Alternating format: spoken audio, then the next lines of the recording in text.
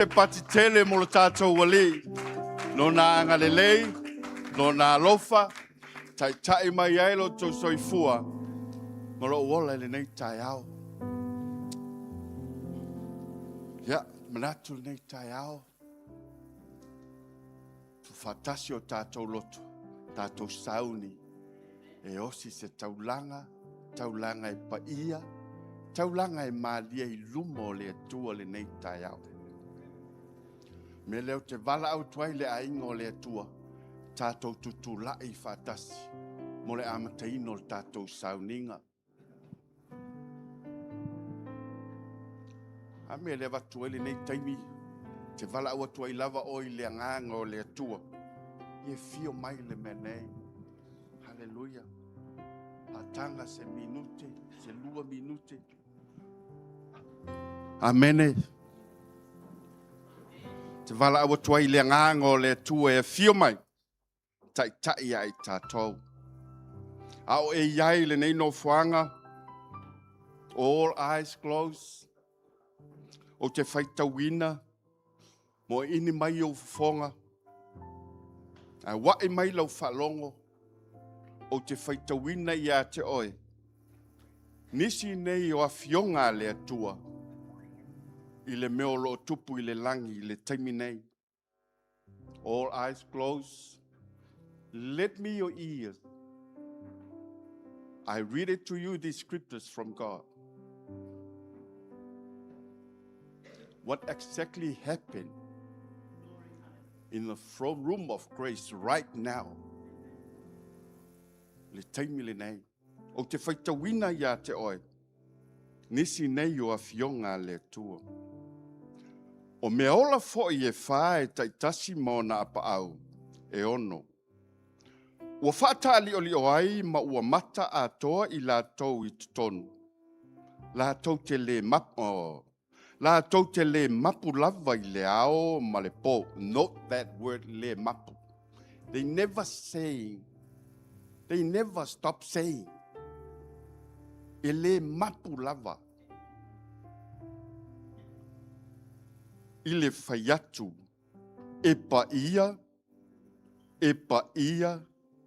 le li le atua e ona, le malosi o malava, o le na soifua, o loo soifua foi, o le a fio mai, e a fio mai a le li. A vivi I foi ma wha nei, ma wha whetai atu mea ola, I le o tia I le no foa lii, o le soifua e whaavavau lava. O na whaapa ua I le o toe ina e to alua fulu ma le to a wha. I luma o le tia I le no foa lii, ma ifo atu I le soifua e whaavavau lava. Ma lafo la tau pale I luma o le no foa lii, o loo faapea atu, le ali ie, E te tau lava oe ina tuina atu I a te oe le vi inga, ma le whaaneenga, ma le mana, a wana e whaia mea umalava, le fina ngalo la leo le tua, ona o lou fina ngalo foi, e iai I lātou nei o I lātou tātou. Ia e loa I le taeao lenei, o e saune osi lau viinga. O oe o le osi taulanga pa ia. Wa tātou au whaatasi ma toe ina e toa lua se fulu ma le wha. Ma mea e ola e wha. Wha mai e le mapu lava lo lātou whai atu. I le ao ma le po. They never stop saying day and night, ao ma le po. They say, holy, holy, holy. E ke kangola e tuu iei oi ngā. Ao ma le pō le vi inga, le mele tupu I le nofo a li o le atua I le taimile nei.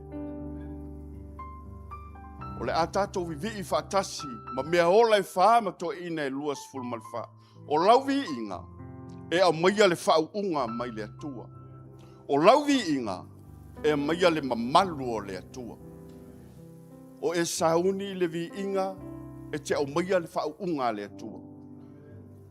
O ta pena lo loto e te o maia le mamalu o le atua i le menei. Prepare yourself, prepare your mind, prepare your soul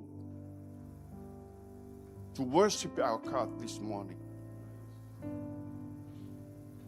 Four creatures, they never stop saying day and night, holy, holy, holy. O le whaaneenga, o le whaafetai, o le viinga. O le ale winga o le mea lafo la tau pali.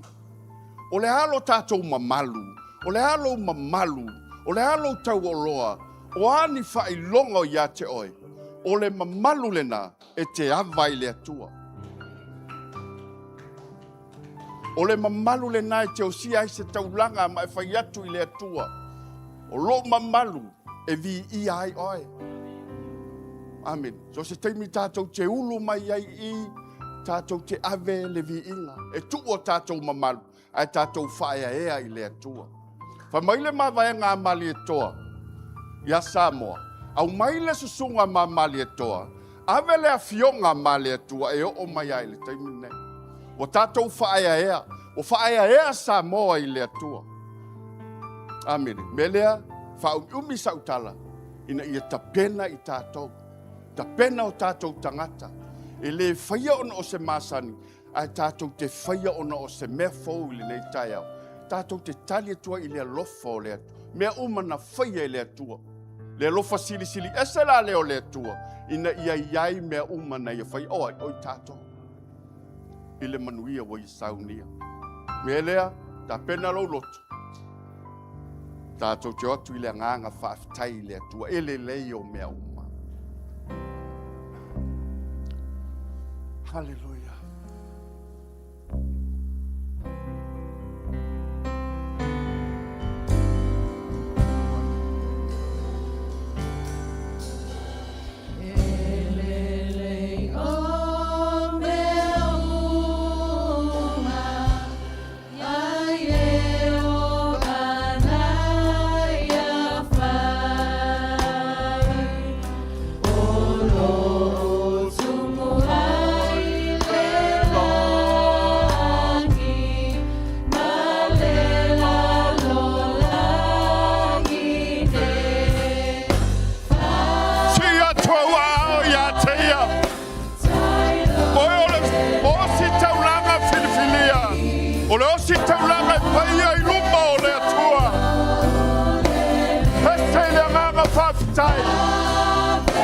Oh, yes, Lord.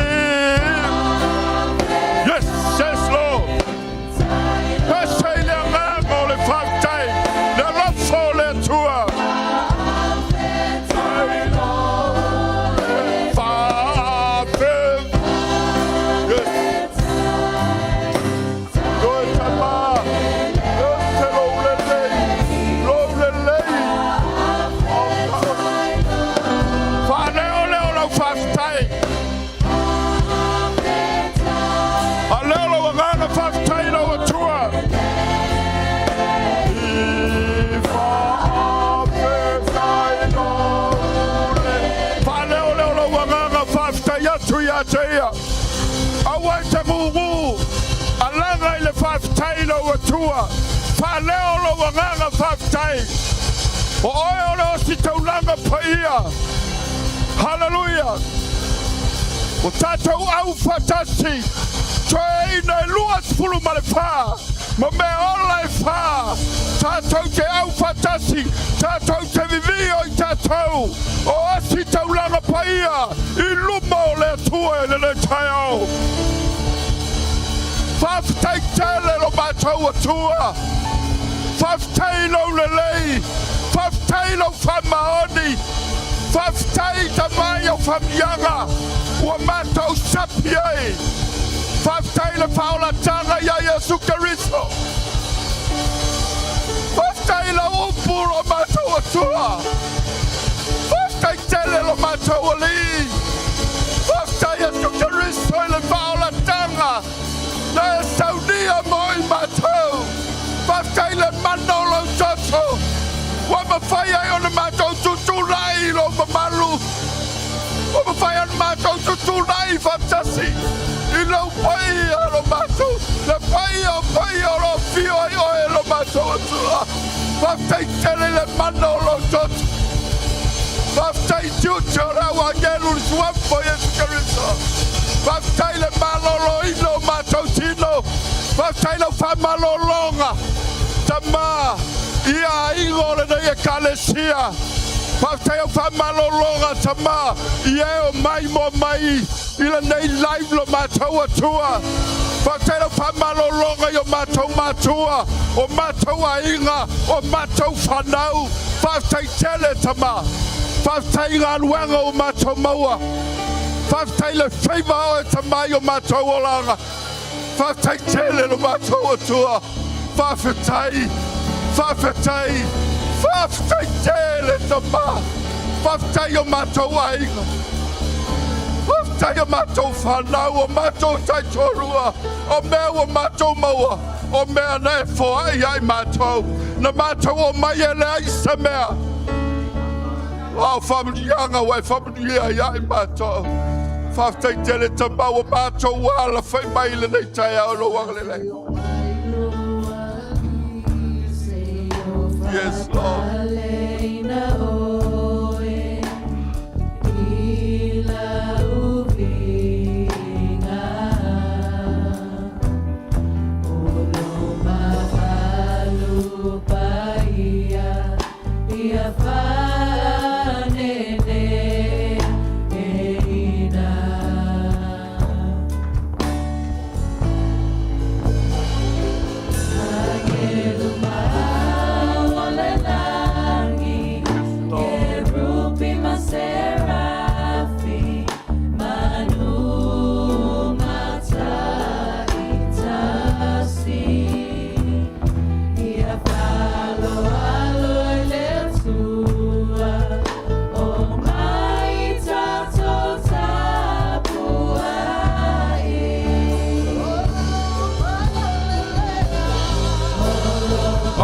Papatoetoe I la winga. Papatoetoe I se pelenga mai lo loto.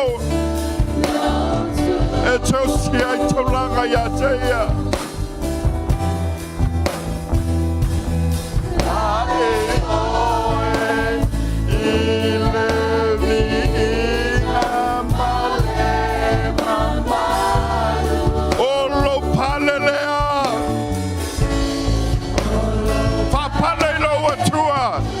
Papatoetoe I se pelenga mai lo loto. I lo loto I lenei taeao.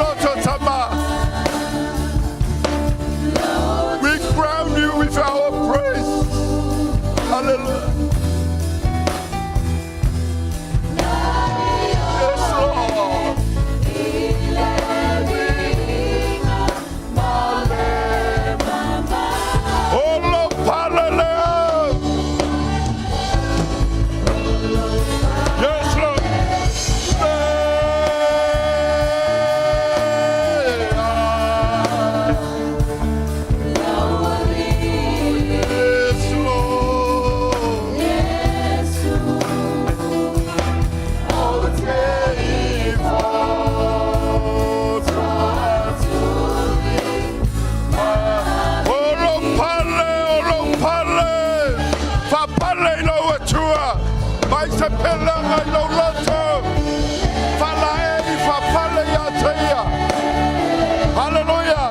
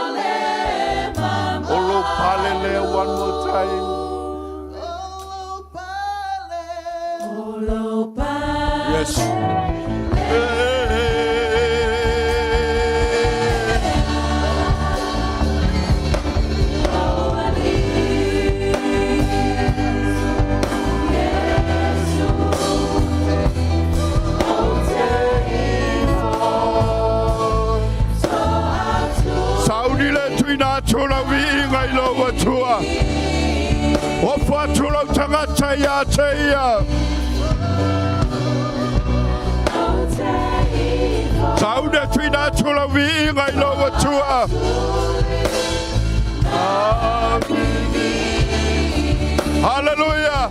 Vatia teia. Te pelenga I lo loto e te vivia ia teia. Alanga faleo lo wanga vivia teia. Tama. Le ngalo yai matou tama. Lo lavanga lenei lo matou atua.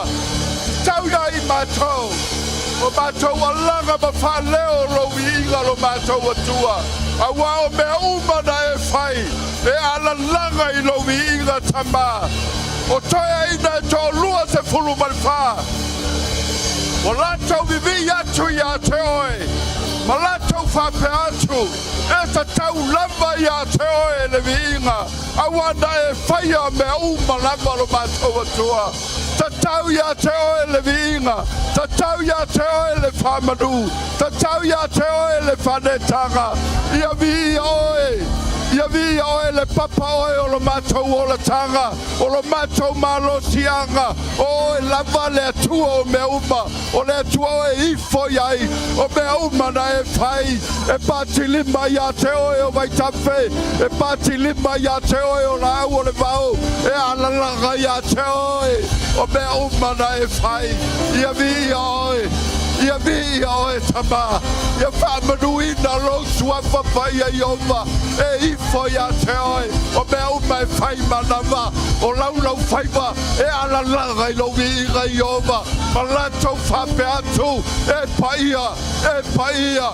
paia o iova o le atua, o le ona le malosi umalava, aleluia ia vi oe tama, o I matou foi lo matou atua, o matou o mai, e ifo atu ia te oe, le tupu, o le ali, o le atua malosi, o le atua o meuma, o le atua o iai le whamalologa, o le atua o e o matou manuia ai, tamai a vi oe, e pati lima iai o vai tafe, e pati lima iai o la o le vau, e alalanga ia te oe le atu la uma, e ifo atu ia te oe, o meuma e fai manava, ia via lo lava suafa paia. Ia via oe tama. Tatau ia te oe le vi. Yes, Lord.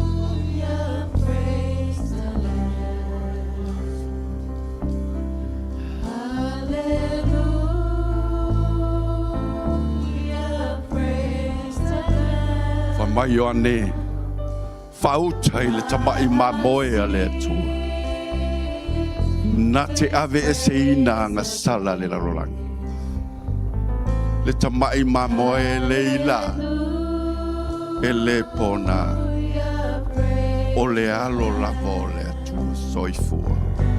O Iesu Keriso lona suafa. E le tataua ia e tato. O fuatu o tato tangata e whanene e ia te. O ka se lelei, o ka se alofa. Ina a tele mo i tato.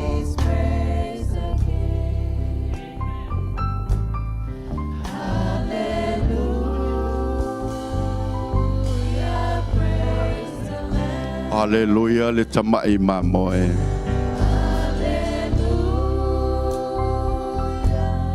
Le tamai maimoe na fasia mo i tato.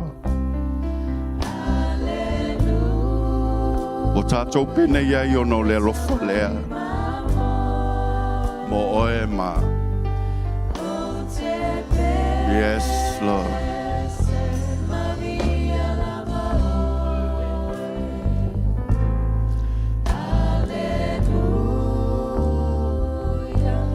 Hallelujah, le tamai maimoe. Sing from your heart.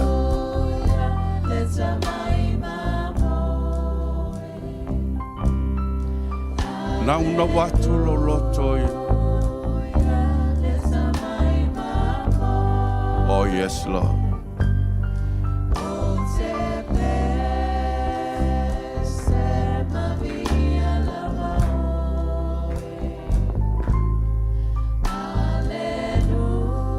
Toi pese tu iai, hallelujah, praise the Lamb.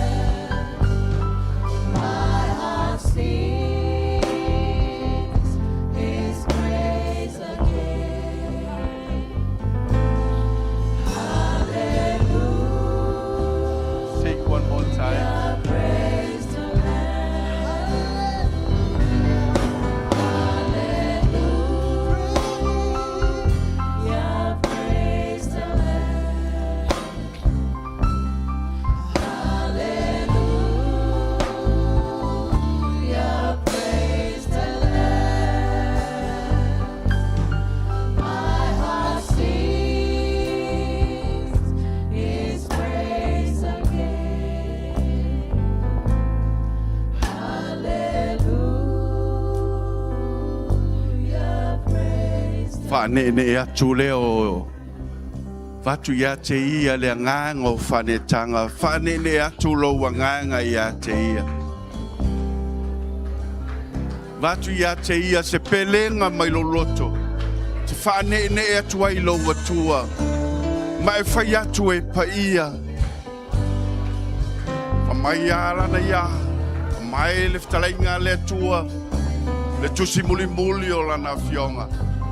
Ele mapu lava toe ina e to lua se fulu ma le fa ma me o le fa i lo lato faapea atu e pa ia oe e pa ia oe e pa ia oe lato te le mapu lava i le ao ma le po i le tuina atu o le vi inga ia te ia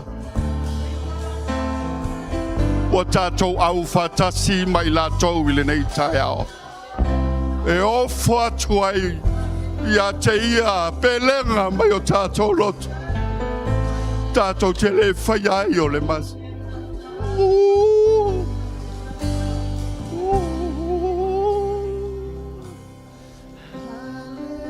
Yes. Oh yes, Lord.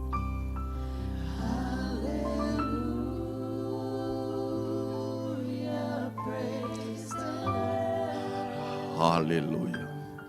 My heart sings,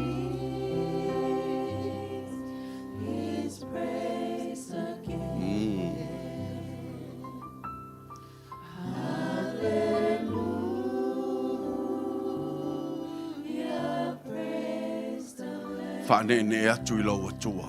Aua te wawelu ECM le ngango whaneta. You are holy. You're worthy. You are holy. You're worthy. You're worthy. We honor you, Lord. You are holy. You are holy.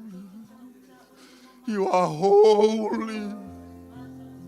You are holy. You are holy. You are holy.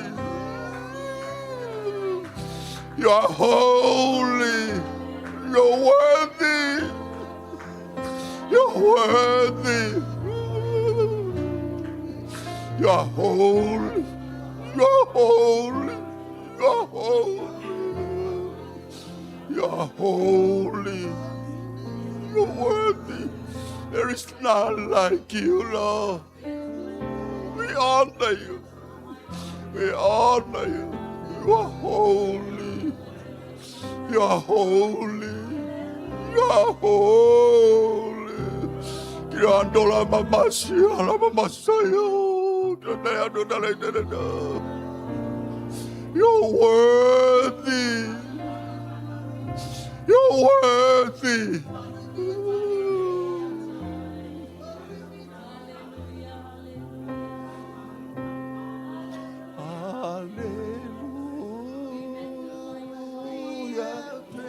Yes, sing it again.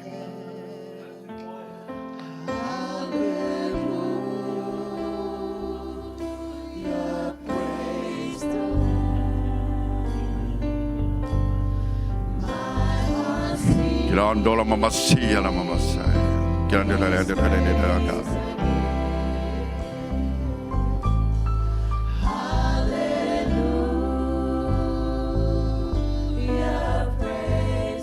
Hallelujah, le tamai maimoa. Hallelujah, le tamai maimoa.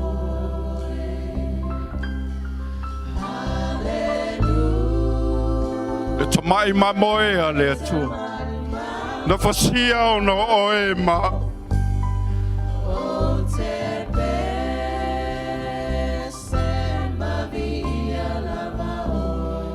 E ngalo ea ia I tatou. Le alofa le atua. Hallelujah, le tamai maimoa.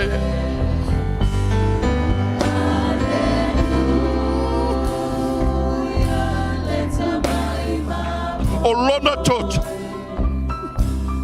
Wa mawhai e o tatou tutulai. I luma o le nofali o le atua. A o ia lava o le tamai maimoa. Ele ai se ila, ele ai se pona. Oka. Tamai lo lenei, lo faamaoni, lo alofa. O noi mātou.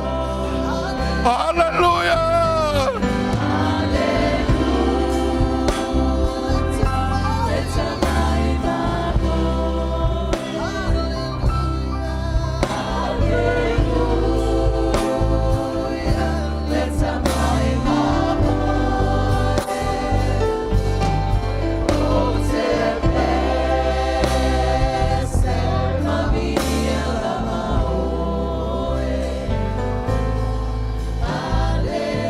Sing it again, hallelujah, le tamai maimoa. Awe te mawelu ECM I mamalu o lo atua. Nauna watu lo loto ia te ia. Se ilua whailua ai mai ia I lona mamalu.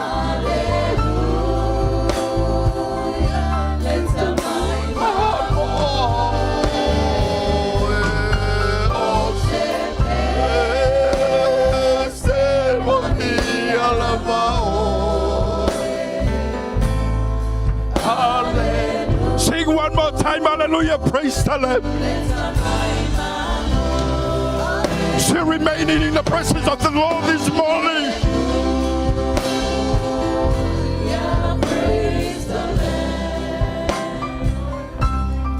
Hallelujah.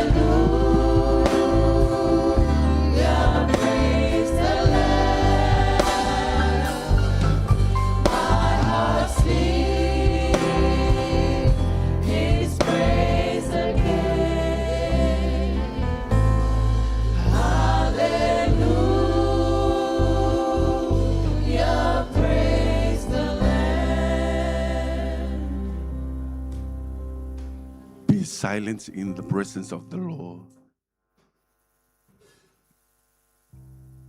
Whaalolongo lo wanganga. Le ase me wa fetala iai le nganga o le atua I lo loto. Ma lo loto. O le talinga o la wasinga taulanga I le reita.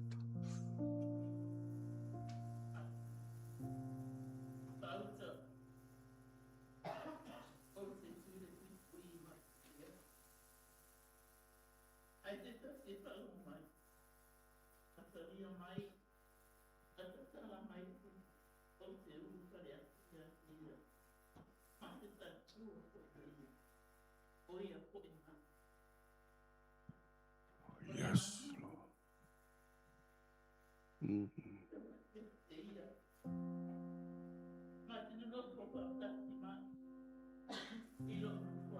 Wow.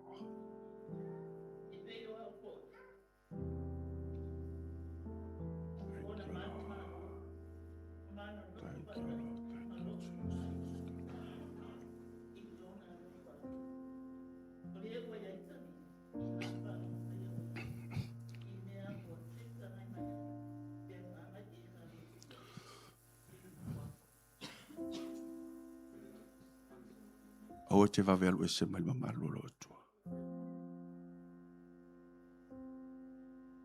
We honor you, Lord. We honor you.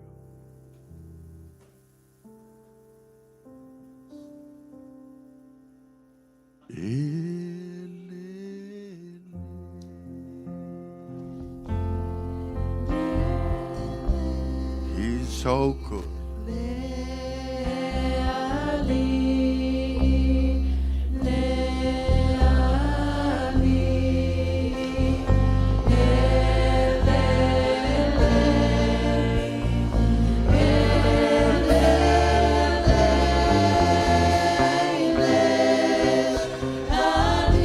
Se atu ai e lelei o se tautinonga mai lo loto.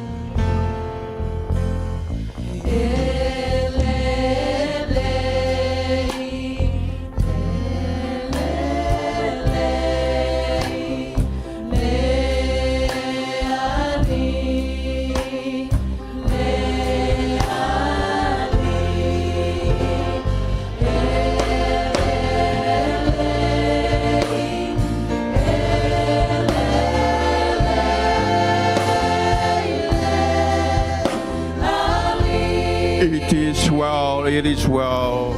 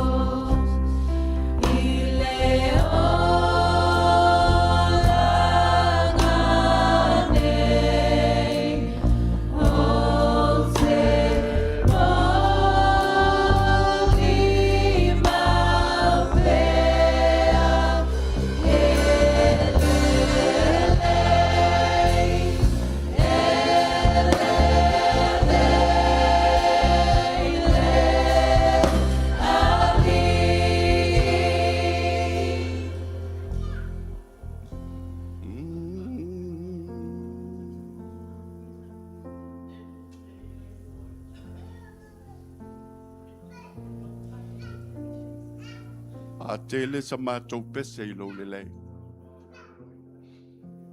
A tele sa mātou ngangana I lo olofa.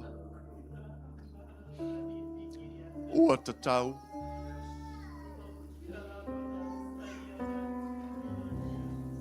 Tau wale nei o le upo o le mātou ngangana o le whaafetai.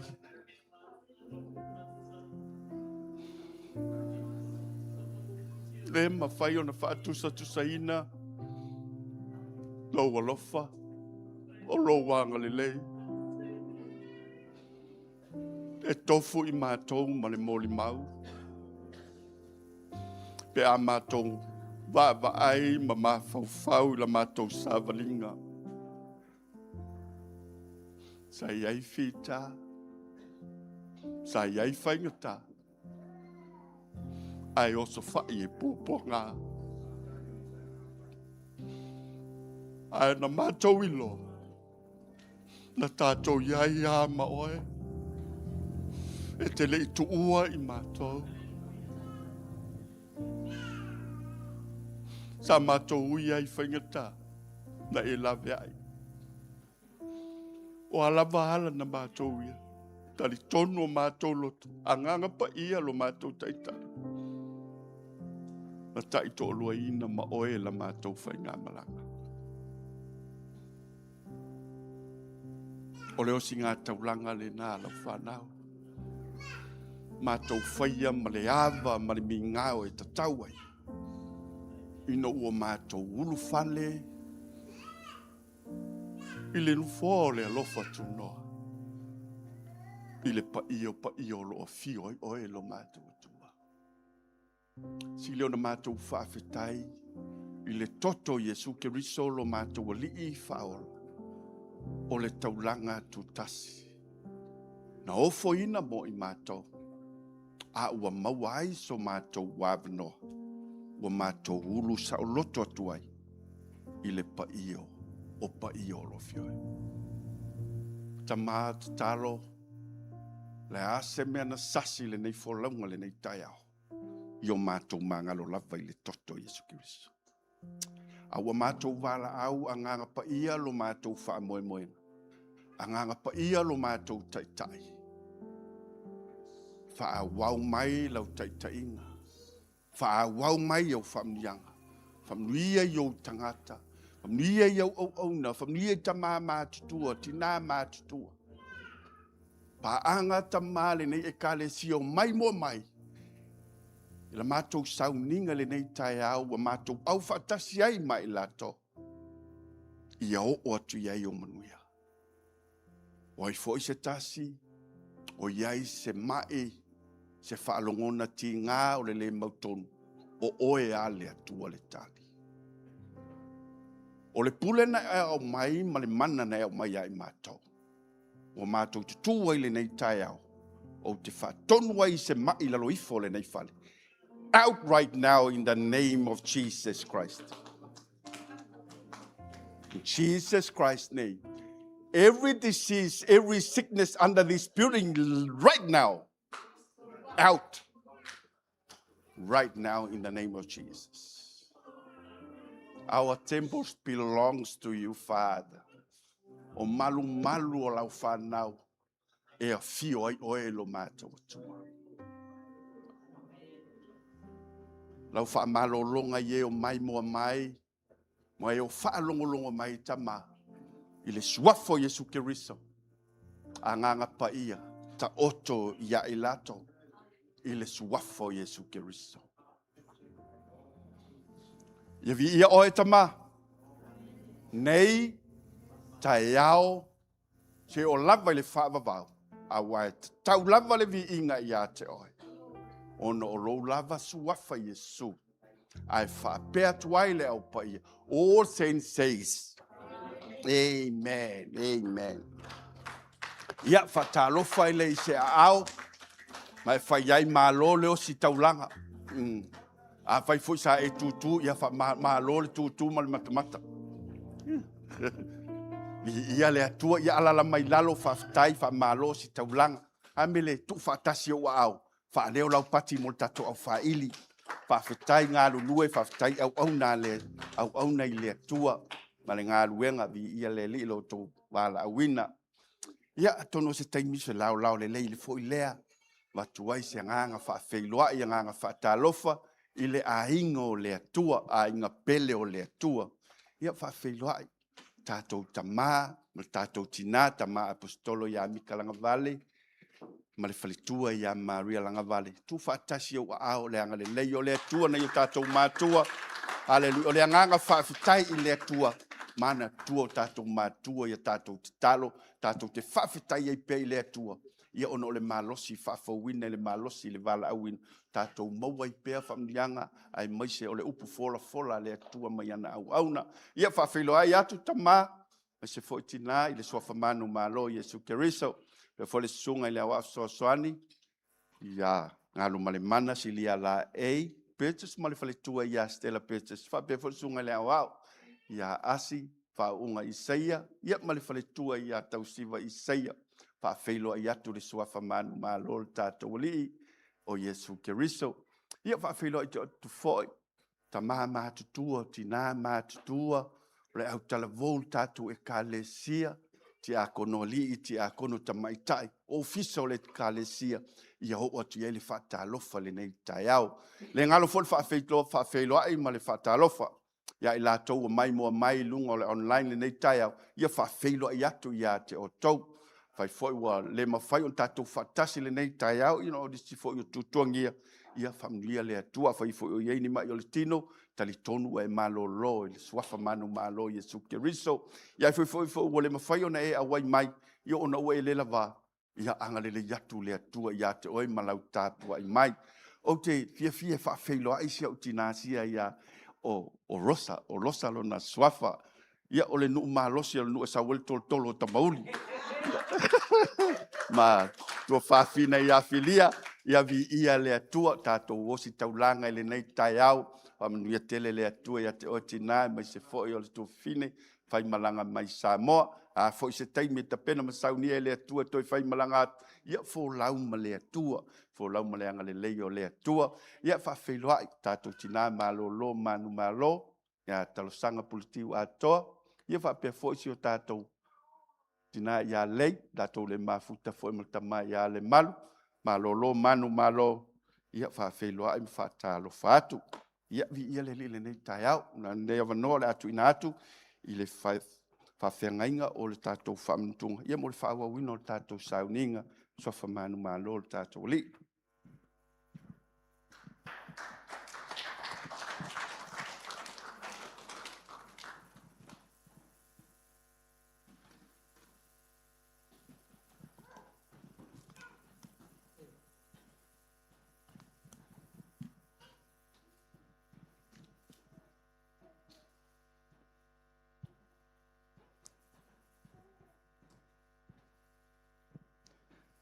Amu ia oe. Amu ia fo ia. Amu ia tātou. Emmanuel Christian Ministries Papatoetoe. E le au noa ono tātou whaamanatu le sauninga o le whaamanatunga o le toto Iesu Keriso i aso saha o malava. O le winga le nā o le whaamu ia. Wafoila o le fatu atoa le nei o le tala lelei. O le maliu, ma le toe tū o Iesu Keriso. O le ale mea na tātou mauai. O tātou mauai le saolotonga. Aleluia. E le o le saolotonga mai au ai tālafu na iai ma au ai tālafu. A o le saolotonga mai le angasala. Na pau lava le nei o le taulanga e totongi i angasala. We are a blessed people. A blessed church, because we never fail to celebrate and remember the sacrifice that God did for us through his son, Jesus Christ. Do I hear an amen? Yeah. This is the only sacrifice for sin. There is no other sacrifice. You may clap.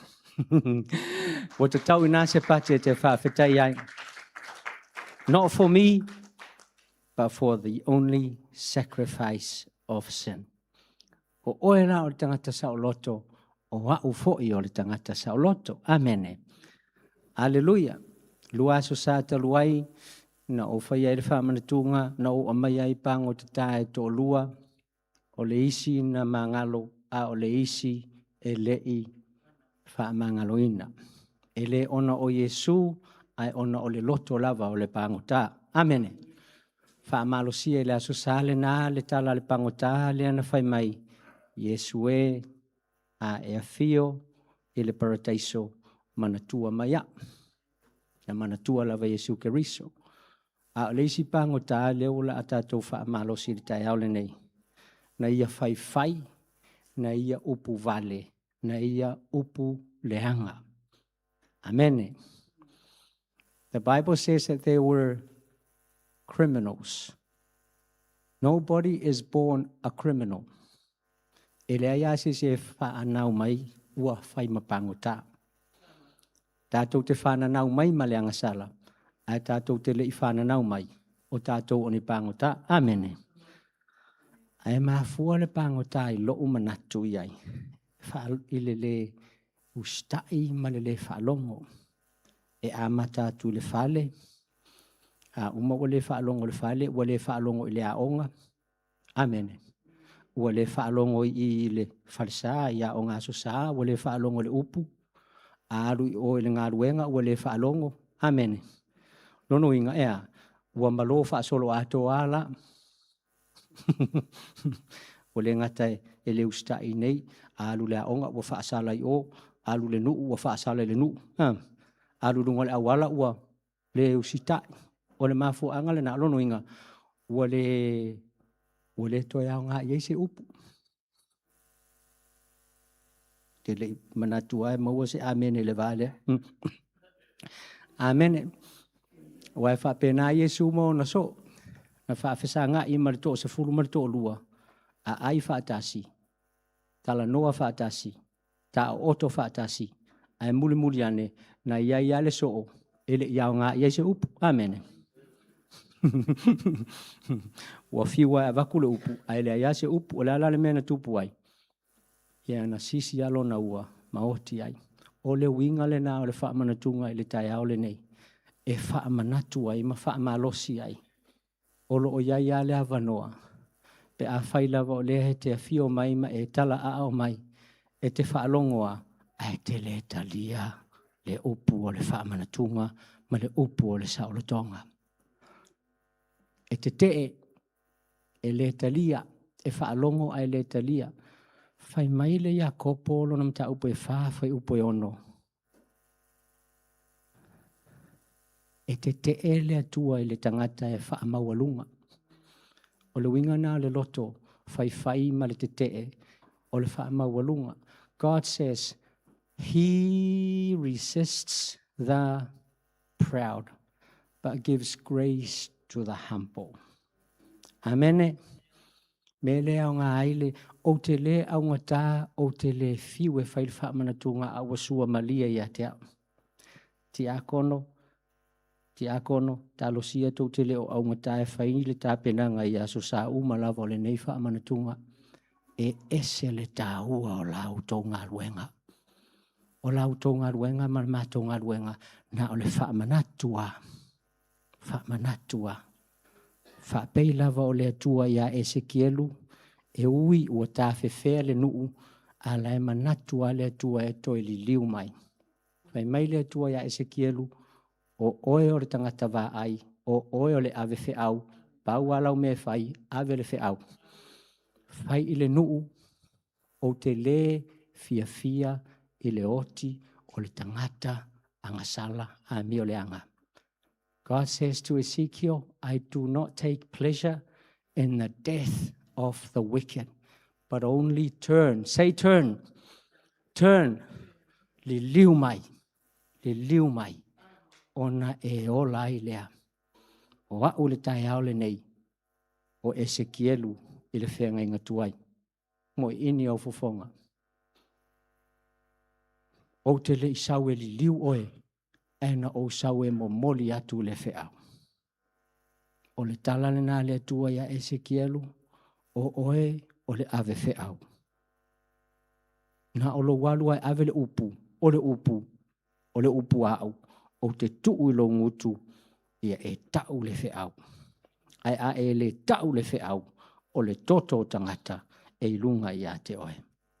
O le ala fo ile na o te aungo fia e Faamanatu le toto ma le tino Keriso le taeao lenei. Ina ia aua ne i whano se tasi e whaalongolongo pea, whaalongolongo pea, whaalongolongo pea.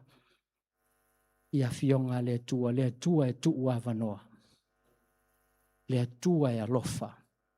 Whai mai o ia e na te te le loto whaamawalunga. Ai na te foa i atu le alofa tu noa i e whaamaulalo. He resists the proud, but he gives grace to the humble. Turn, receive him. Receive him. Ina ia awane ia o ia i tātou le mea na tupu, ia iuta le sekara le whaalata. Awane ia o le ia i tātou le mea na tupu le isi pangota. Whai mai mareta le vai aso le na tenei.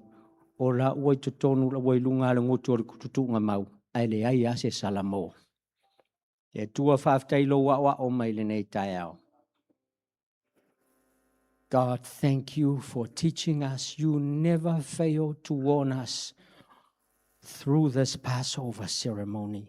For you love us so much.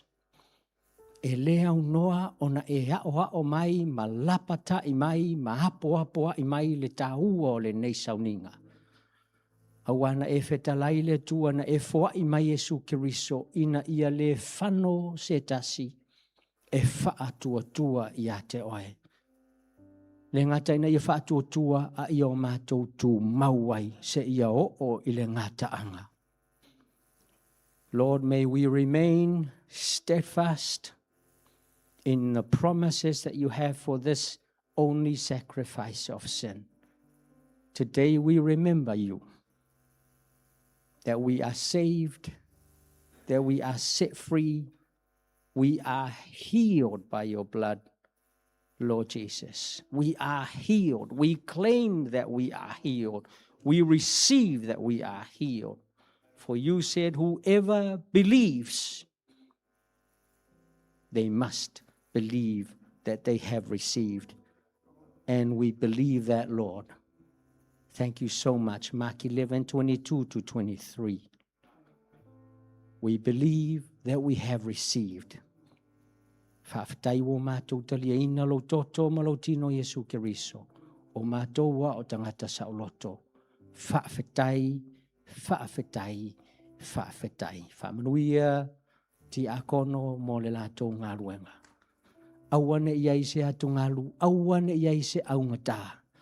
Lenei ngā ruenga pa ia e whaia i aso sa umai le au noa. Iai le whaataua ia te ilato. Faamanuia ie o maimoa mai online. Bless our friends and family who are worshiping and fellowshipping with us online.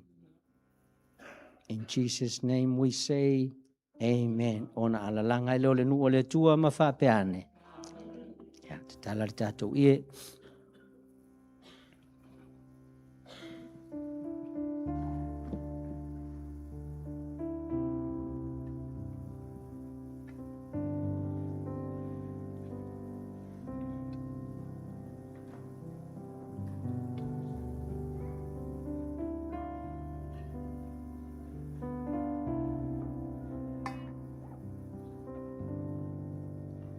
Le atala awatu lau whainga ruenga e tau awatu le tino maratoto Iesu Keriso a e tau awina ta ofilea tātou te talia ina whatasi. Suatu.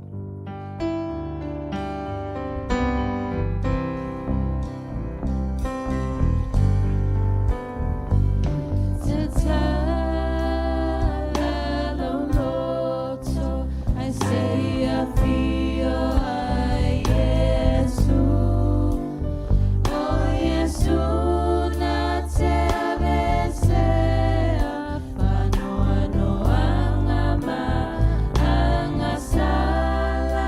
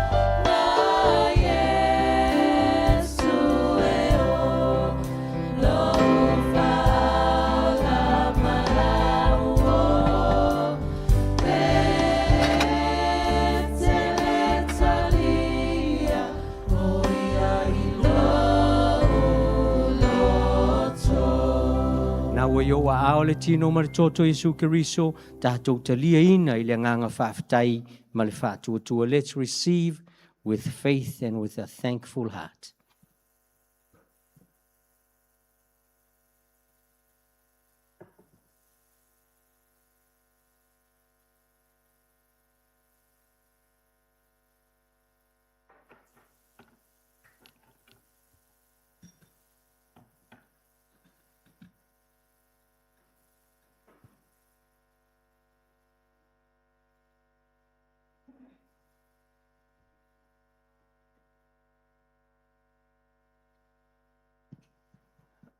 Tala noa I nai logo tua ma e whaafetai iai.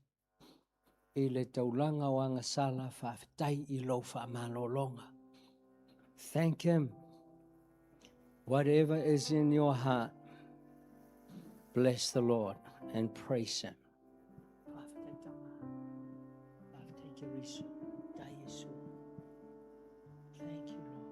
Thank you, Father.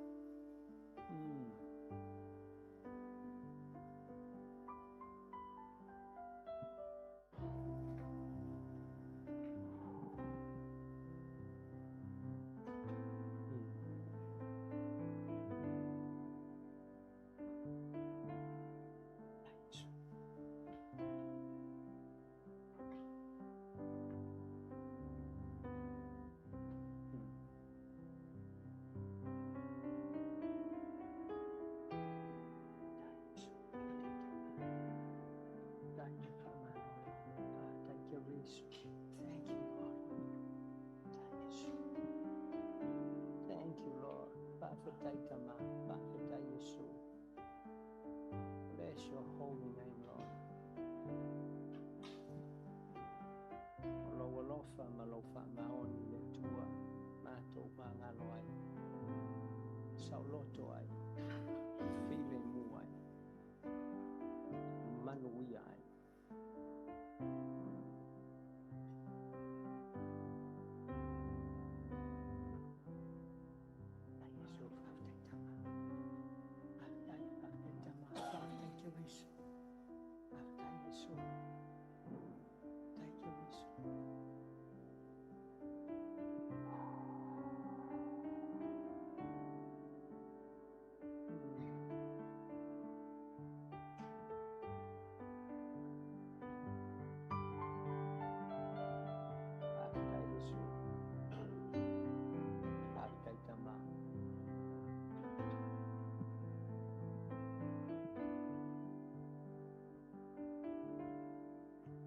Now le faafetai lava.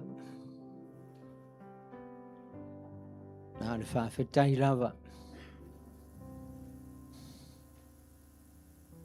Faafetai, faafetai, faafetai Iesu Keriso.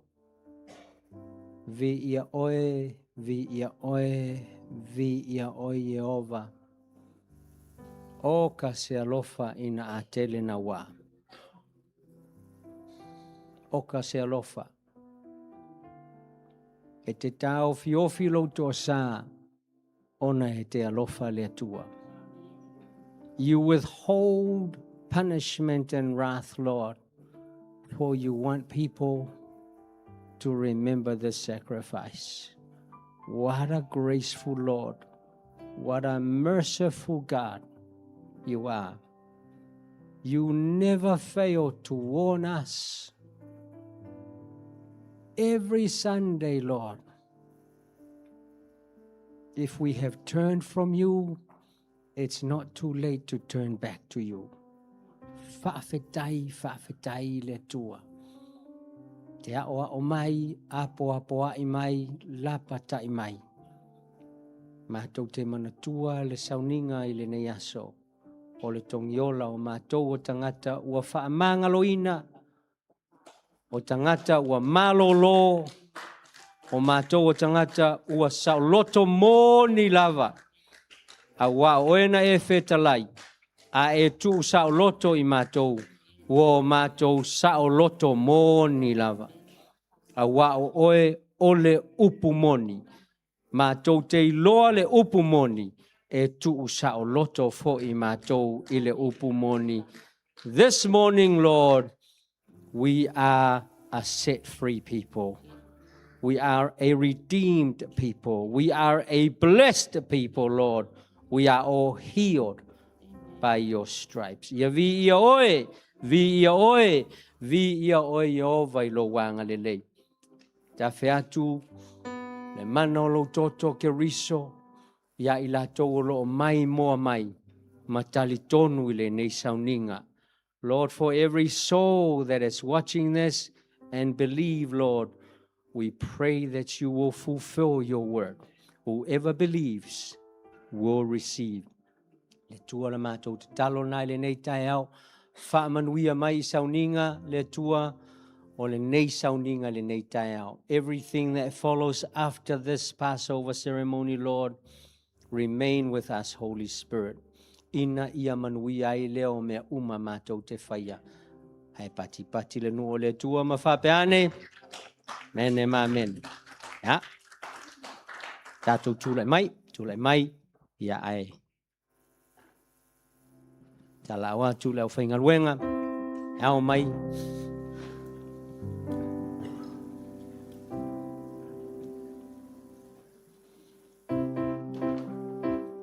Ia o leo si ngā taulanga,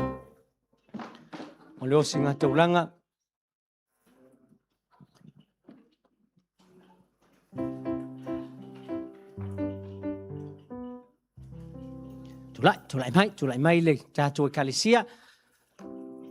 Taulanga o lo malosi, o lo wangavaa, o tāleni. Foai le tua ia te oe, lea o tātou ngā lulue ai, maua i ngā luenga, maua i pisinisi, Faamanuia mai le tua yo a ao mo ulima. Sa saa mai le tua e ala ilona ta mau a inga yo tātou tua a, le au lawao sina ta matina o le tātou ekalisia, faafetai o le tātou faafetai le tua tātou te ofo ina atu le se fuluai ia mataulanga ia e se itoina e le tua pupuni o le langi ma Faamanuia mai si lunga loa ao tau matau. Ta ma o oe lava na e mua i foai, o oe foi ona tāleni, o le anga waa, o le mawhai, o le malosi e mai a te oe lea le tua.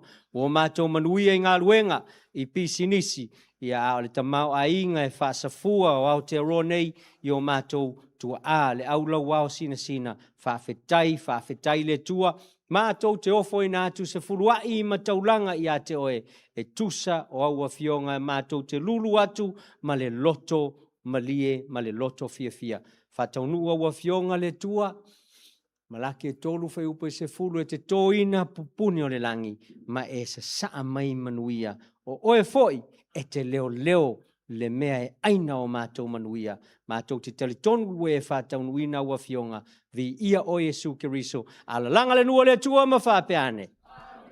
Now let's give with a cheerful heart. Tātou foai ma le loto malie ma le loto fia. Let's dance to the Lord, worship team.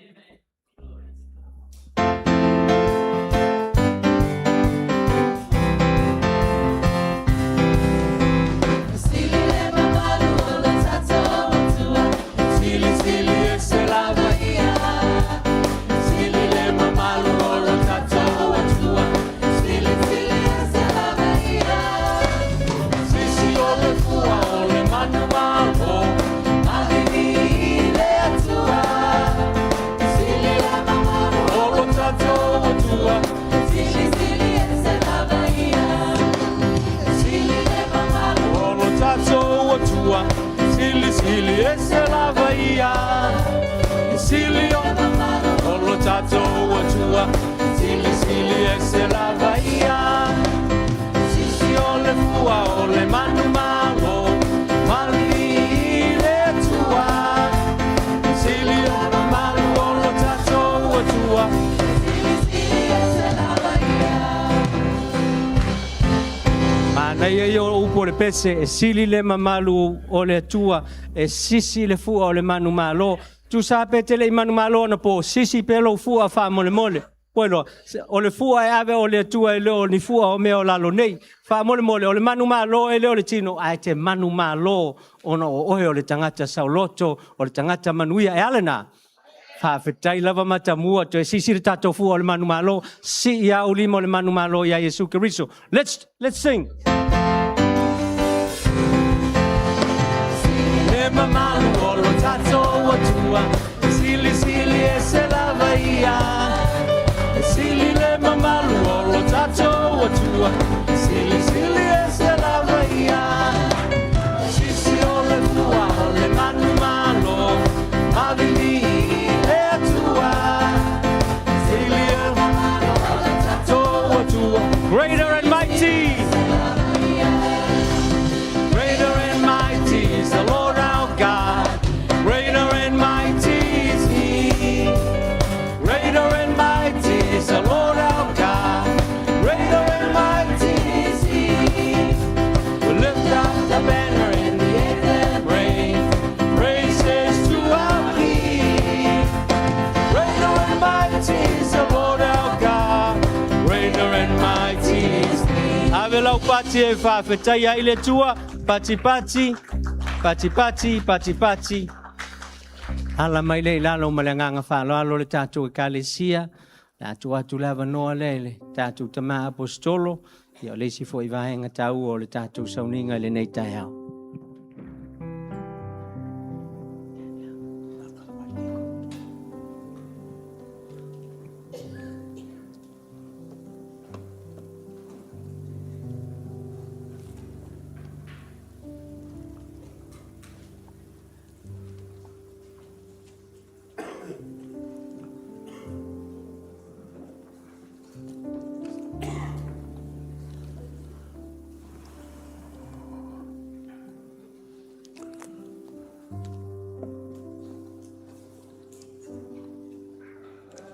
Talofa le pa ia maulunga le tātou wasinga taulanga lenei taeao o se taeao fōfo lenei o e le si vaenga e whaopopo le tātou wasinga taulanga i le so e le masania ai o le taeao lenei wa whiriwhiri ai leo le sunga le tia kono le teitai o le outreach ministry sunga ia Pauli au i matangi Pauli sosi ia male faltua ia ngalu mana matea fafati Pauli e ofo i natu ia lo la alot lo la tusia o ia o la ua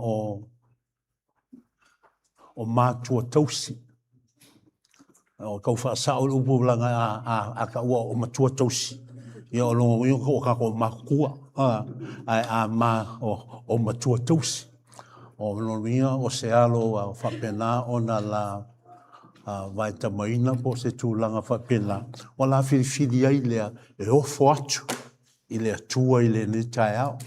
It's a morning of a presentation and a dedication of this young child. E wala o tuaile lau sunga Pauli, sunga ngal mana Pauli, ia sumai, wa mori mai ia sumai malitina.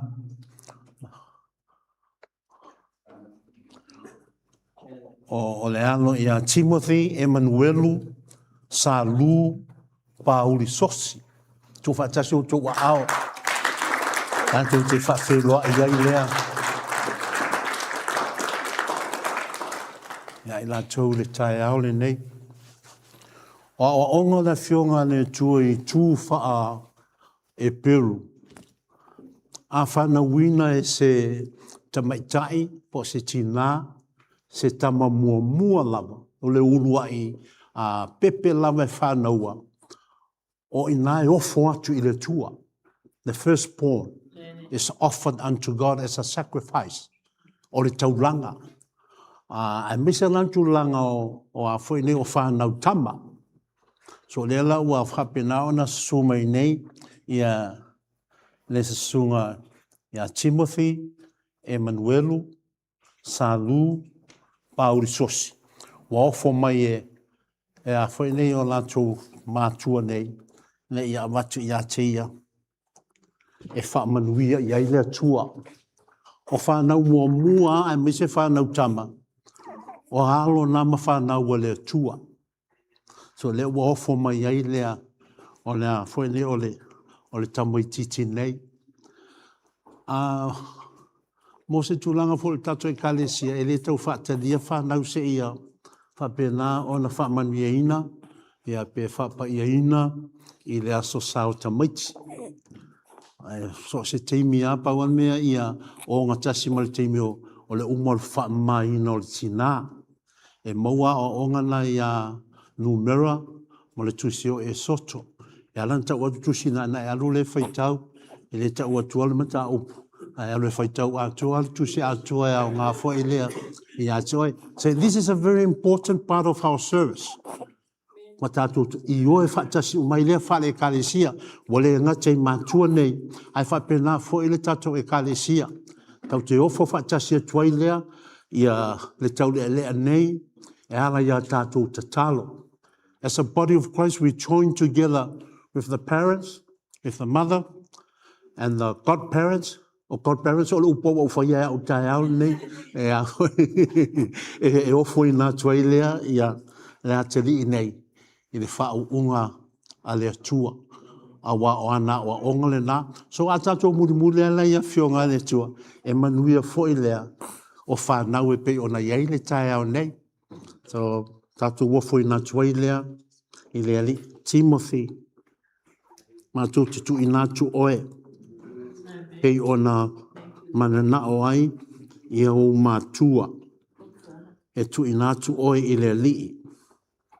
Whapena ona ia tausia oe, ma leo ia te oe, ia iei fofonga Jehova, I lunga ia te oe, ia tausi ia te oe, ma ia anga lenei ia te oe, ia so uma lava o lo wola, ia sira mai Jehova ia te oe, ma ia te oe lo na fi le mu.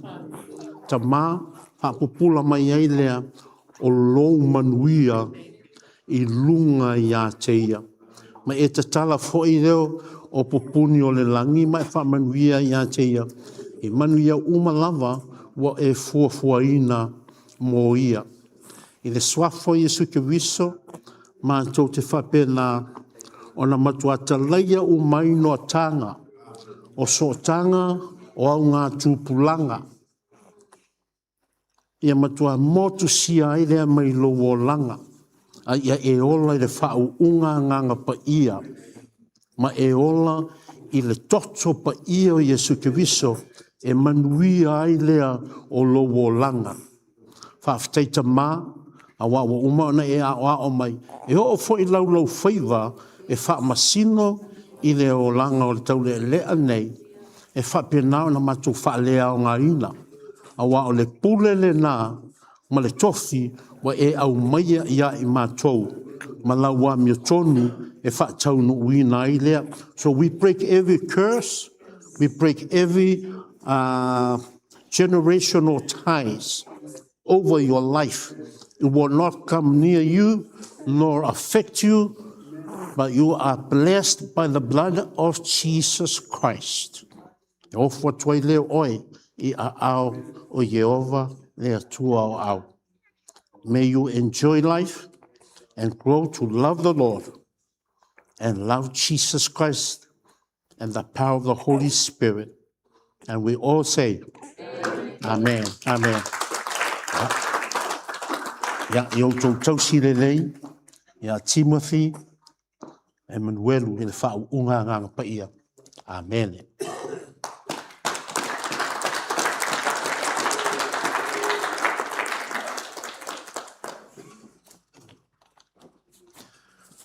O whapai ai no tamiti, pe a ole, a whai e fuafua e awe lo tamiti. A ien tamiti nei e lei. Can you get off the echo that's on the mic? A ien tamiti nei e lei papatis, e lei wha manuia ina tauna whanau mai. A wa lele I o sfulua, whatua papatiso a tamiti sfulua tau sanga. A tamaiti la iti umamari tasi tau sanga e o se fulu. E tauna whaamanuia ina. So a whai ai lei whaamanuia ina so walo, ia po so grandson, whai po so granddaughter, ia on vena I tauna wha iai, wai tauna whaamanuia ina ina. E la whionga le atua. O nai maua I tamaiti ia whaamanuianga. Hallelujah. A tatu wolo le whionga le atua. Let's go to the word of God this morning. A tatu wolo le whauhila a le atua le taeao lenei. O taeao lenei o la tatu toe sava lia ai lea o le tatu visiona na mai e le tua le tau sanga lenei. We're going to revisit the vision that God has given us this year. O le tatu iei nei le ono masina. So, wa e malama fo tulanga o le tatu e kalesia. So se tau sanga tau te toe e olo le ono masina po le masina yuni. Ona tatu toe sava lia lo lea ma toe va ili, ma toe whapena o na utalu le tūlanga o iai o tatu soifua whaleanganga e tusa male a veina au mai e le tua ia I tatu. We revisit the vision so that we can appraise and measure how we have been responding and how the word has been affecting our lives. A wai le o se mea ato atoa o na folafola lava. Ia ai le mawhai matatu ua tue sue. Po iai se ao ngā o a vei po a fionga ne a mai le tua iai tātou. So, o le vision o le tausanga lenei, wa ngalo ia tau, se tua fiso soangi mai, o la fot kako visionga il fa sa mua Faamanuia le. Koe whai? Tu mau le mamalu mafuta o le atua. I le whaperitania.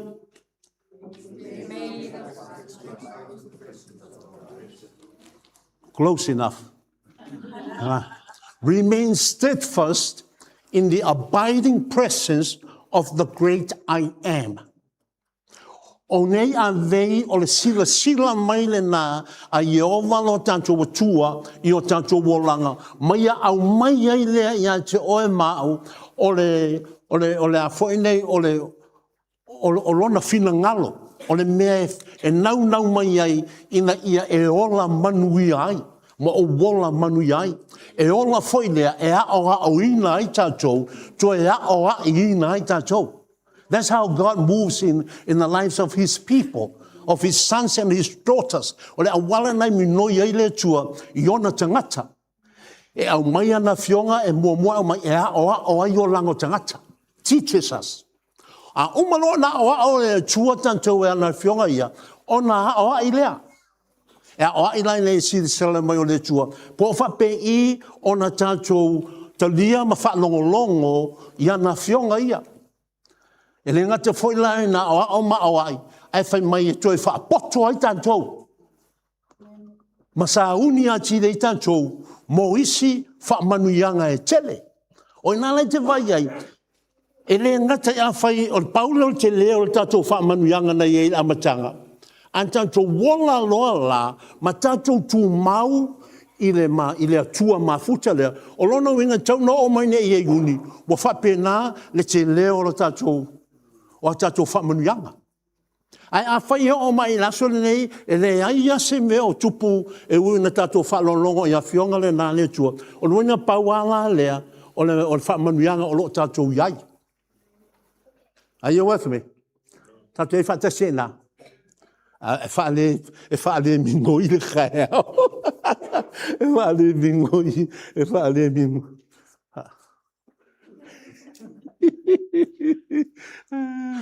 What happened during the weekend? Lamen tupu le whai unga wa yaso ia tātou wa whaale ngā o ia mai ei, leo tātou na. So tātou whawai lo le nā so, o oia ai le aso le nei, a o tātou tue sa wali lo le tātou mata upu le, o te mana o ia te oe, e na ia e wawa aia oe I lo soifuanga. As I'm sharing this morning, then look at yourself this morning as to how you have been responding to that word. Has there any changes in your spiritual walk? Is there any changes in your physical life? E te wawa iei lea, a wā a e lea turi matai mena, e le aise au ngā le fionga leo le tua mo oe. That's watu.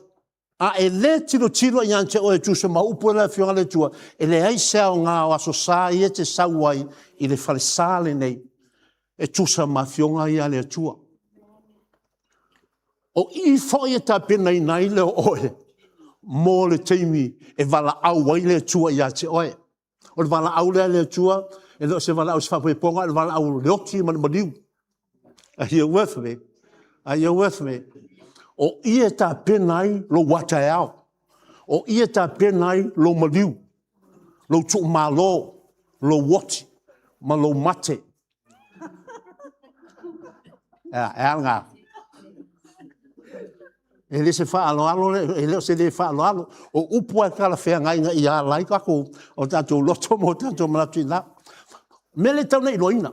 Le fionga le tua, a e ola ma o wonga ma tātou tali tonu I a fionga I a le tua. O le mea o I a te oi mau, o le teimi te oti ai. O le teimi te tu maloe, o le teimi o te maliuai. O le mea moni lava ia fionga le tua, e te alu saoa I o le Papatoetoe. Are you hearing?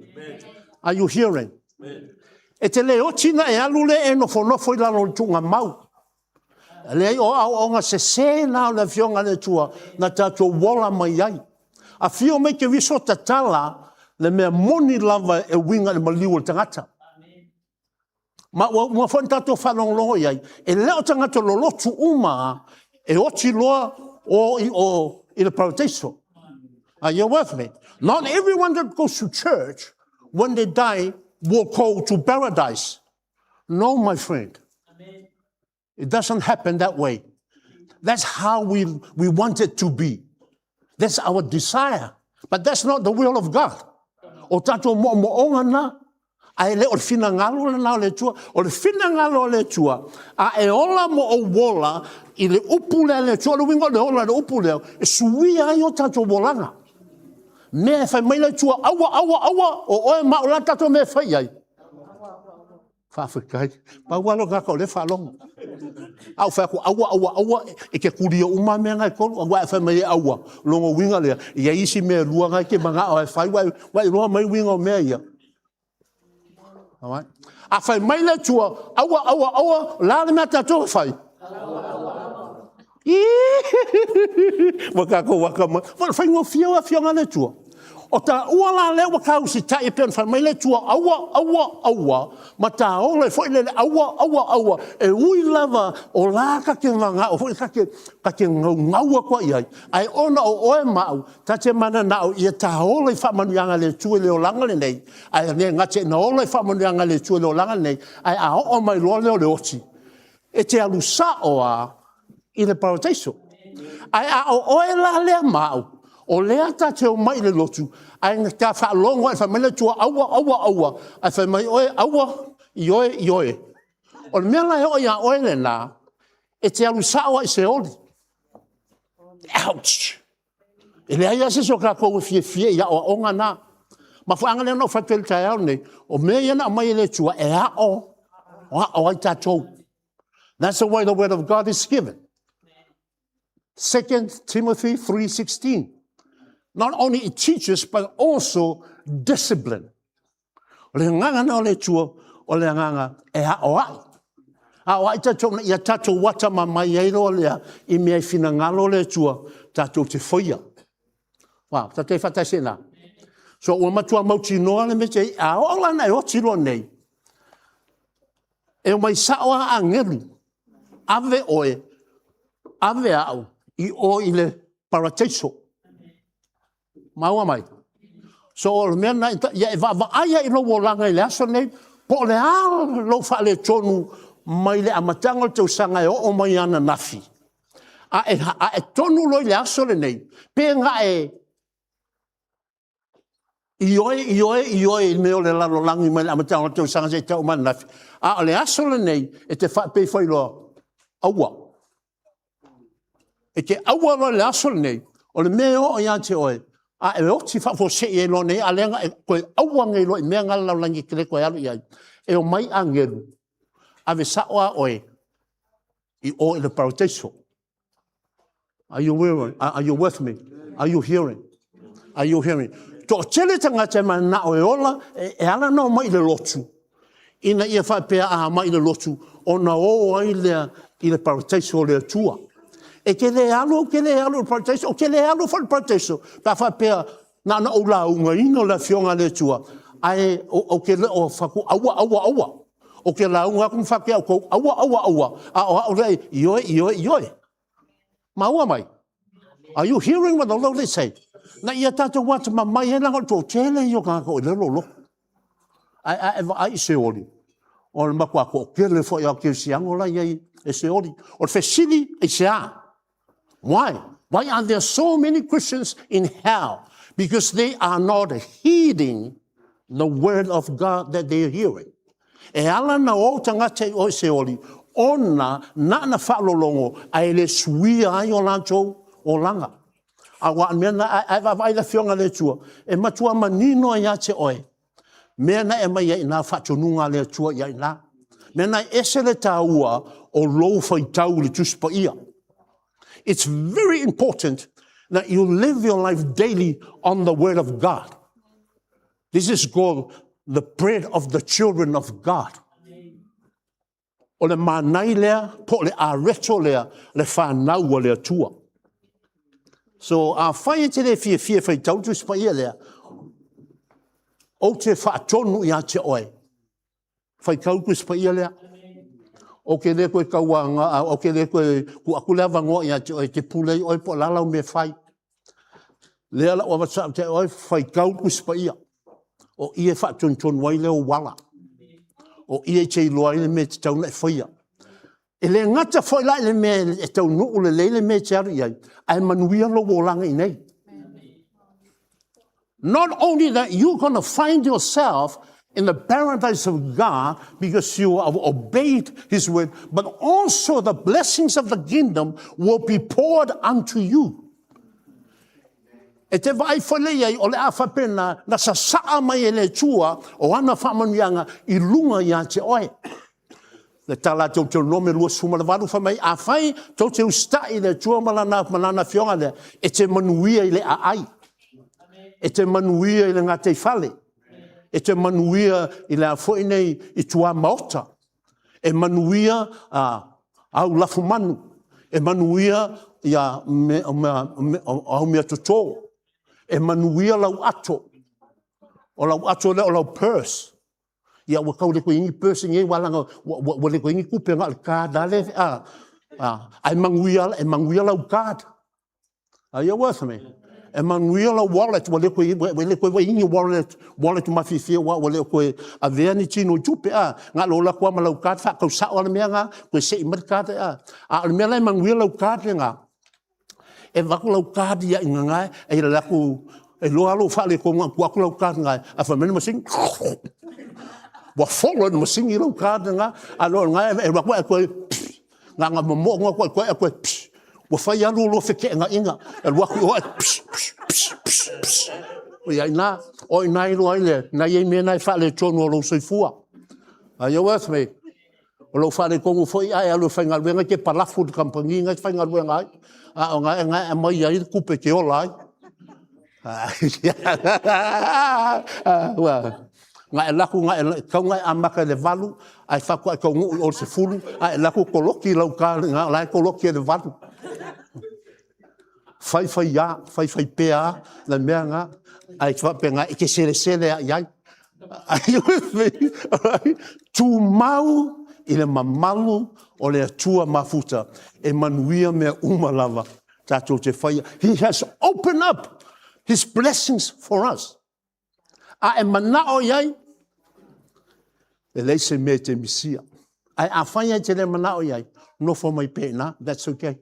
Mawhana pere tātou no for na. Iai e loa e te sele o te sele ia tātou me whai. Come with me to the book of Hebrew. Tātou wāle tusio e peru. Tātou savale vali tātou matao.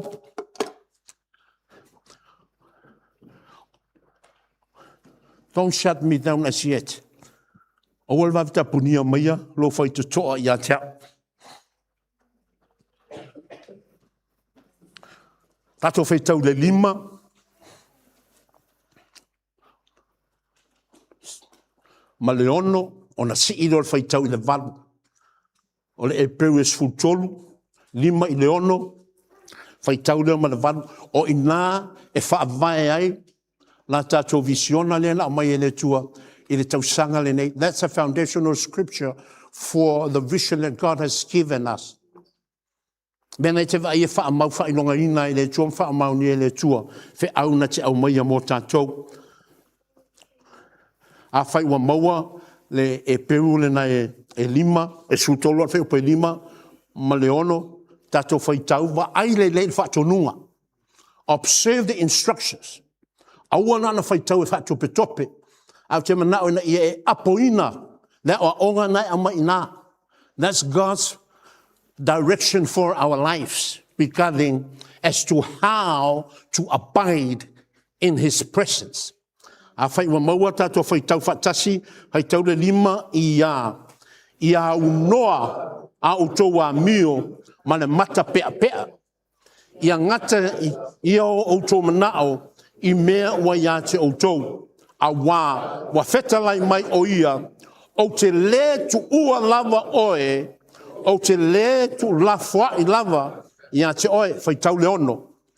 O le melea, tātou te mawhai ai, o na whai atu, ma le whaamalosi, o le alii, o loo whesosoani ia, o te le whewhe lava I se mea e whai ai tangata, ia te a. That's the faithfulness of God. O lona le nanga le lei mai le tua ia te oe I le taeao lenei e ala ia Paulo mai o te le tu ua lava oe. That's God speaking. And he's saying that I will never leave you. Ma ua tatu lo foi a feta lai le tua pe mana vanga pe malele mai le tua se mea e whapena foi ona ia whataunu uina. Langa ile o ia se tangata pepelo. God will never lie to you. Because he is not a man that he should lie. Nor a son of man that he has to repent. Ele sala mo fo ile tu se mea. Langa o ia o le silsilese. A o le wa ia malele ia te o ile aso lenei. O te le tu ua lava oe. O te le tu lafua I lava ia te oe. Mena e vai po le ane teimi e mati vai pe na umati o a ao. Aua e te tuulafua ia I le tua.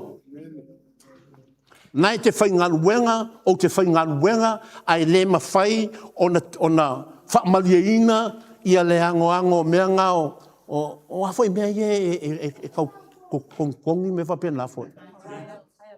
Ai ka lafu po a whai ngai o pili ia. Vai mo pili po la le o lau moe po a ke fa longa ko le po mai na ai va mai feta lenga le tu ina fa mai ia ngata o to manao I mea wa yo to lima ia ngata lo manao I mea yo to lima o fesidi ai sea a wa fa mai le tu o te le tu la foi ia te oi.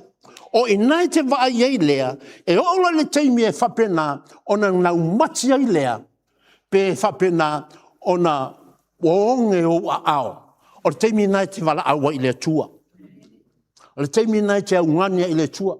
Wa whamela whionga le tua, o ai ai wala au ma I te au, e ala le suafa Iesu Keriso, o te lete ena lava. Whoever calls unto me, saith the Lord, in the name of Yeshua HaMashiach, I will never deny them. O le lape o le kalesia, na ana tātou I loa mauia, ai tātou te le ola ai. Are you with me? Are you with me?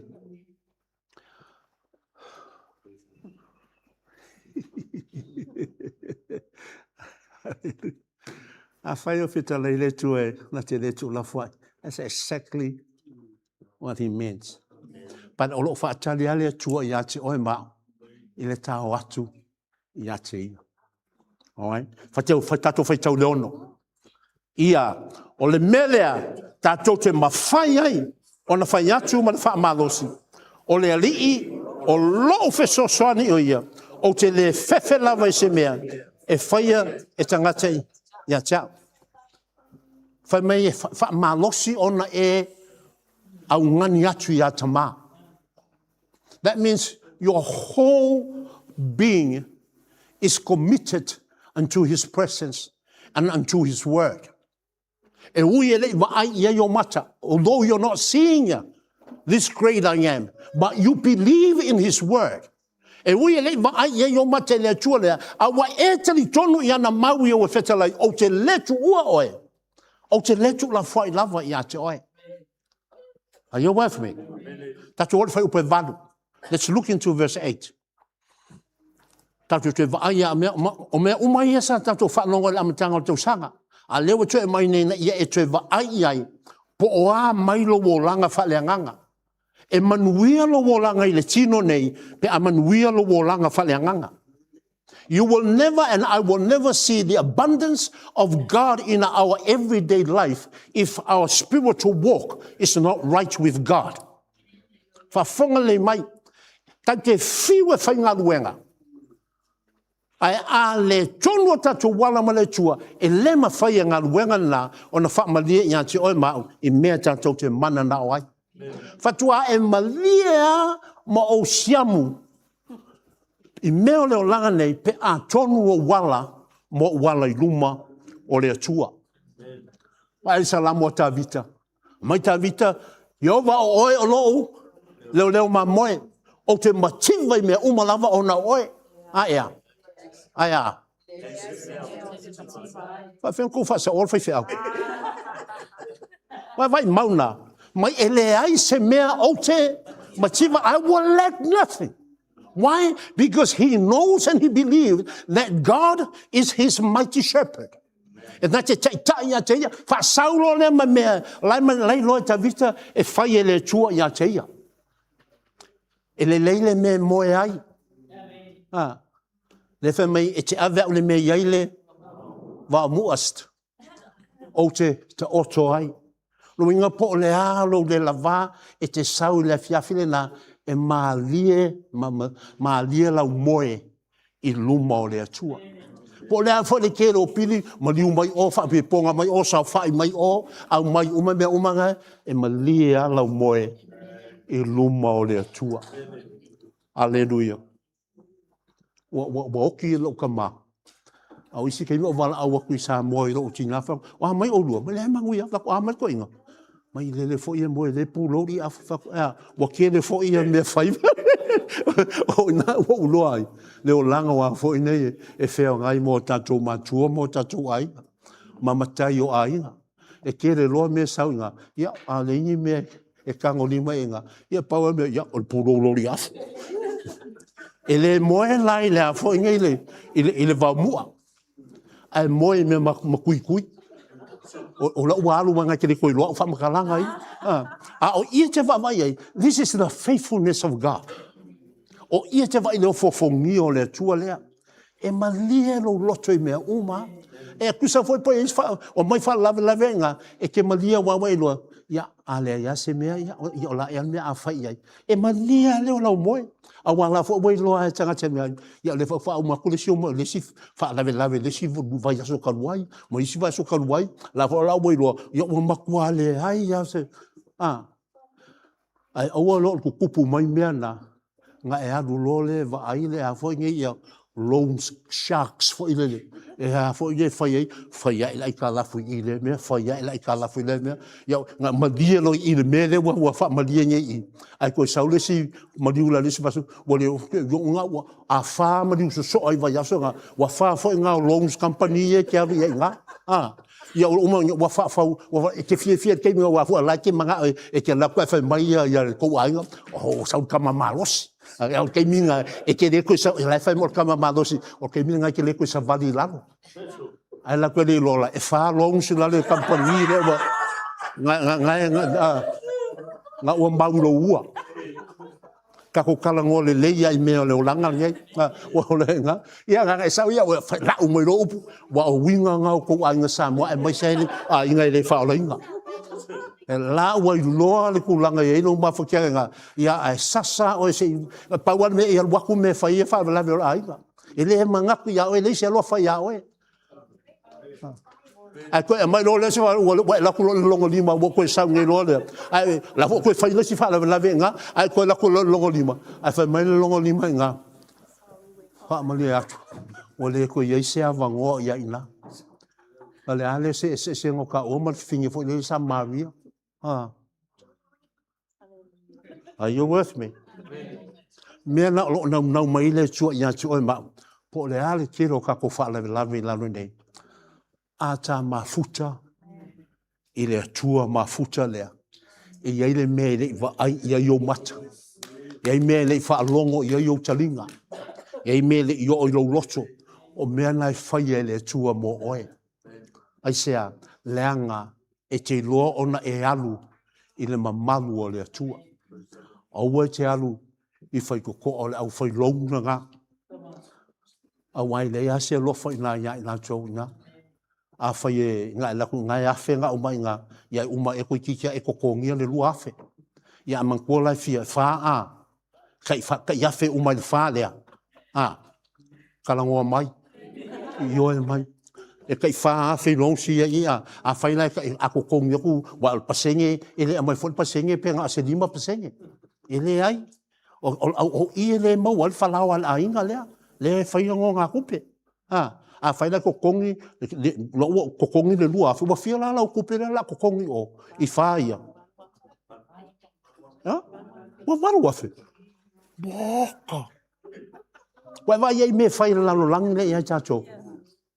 Me leo lena o le winga i o a veia mai e le tua ia te oe.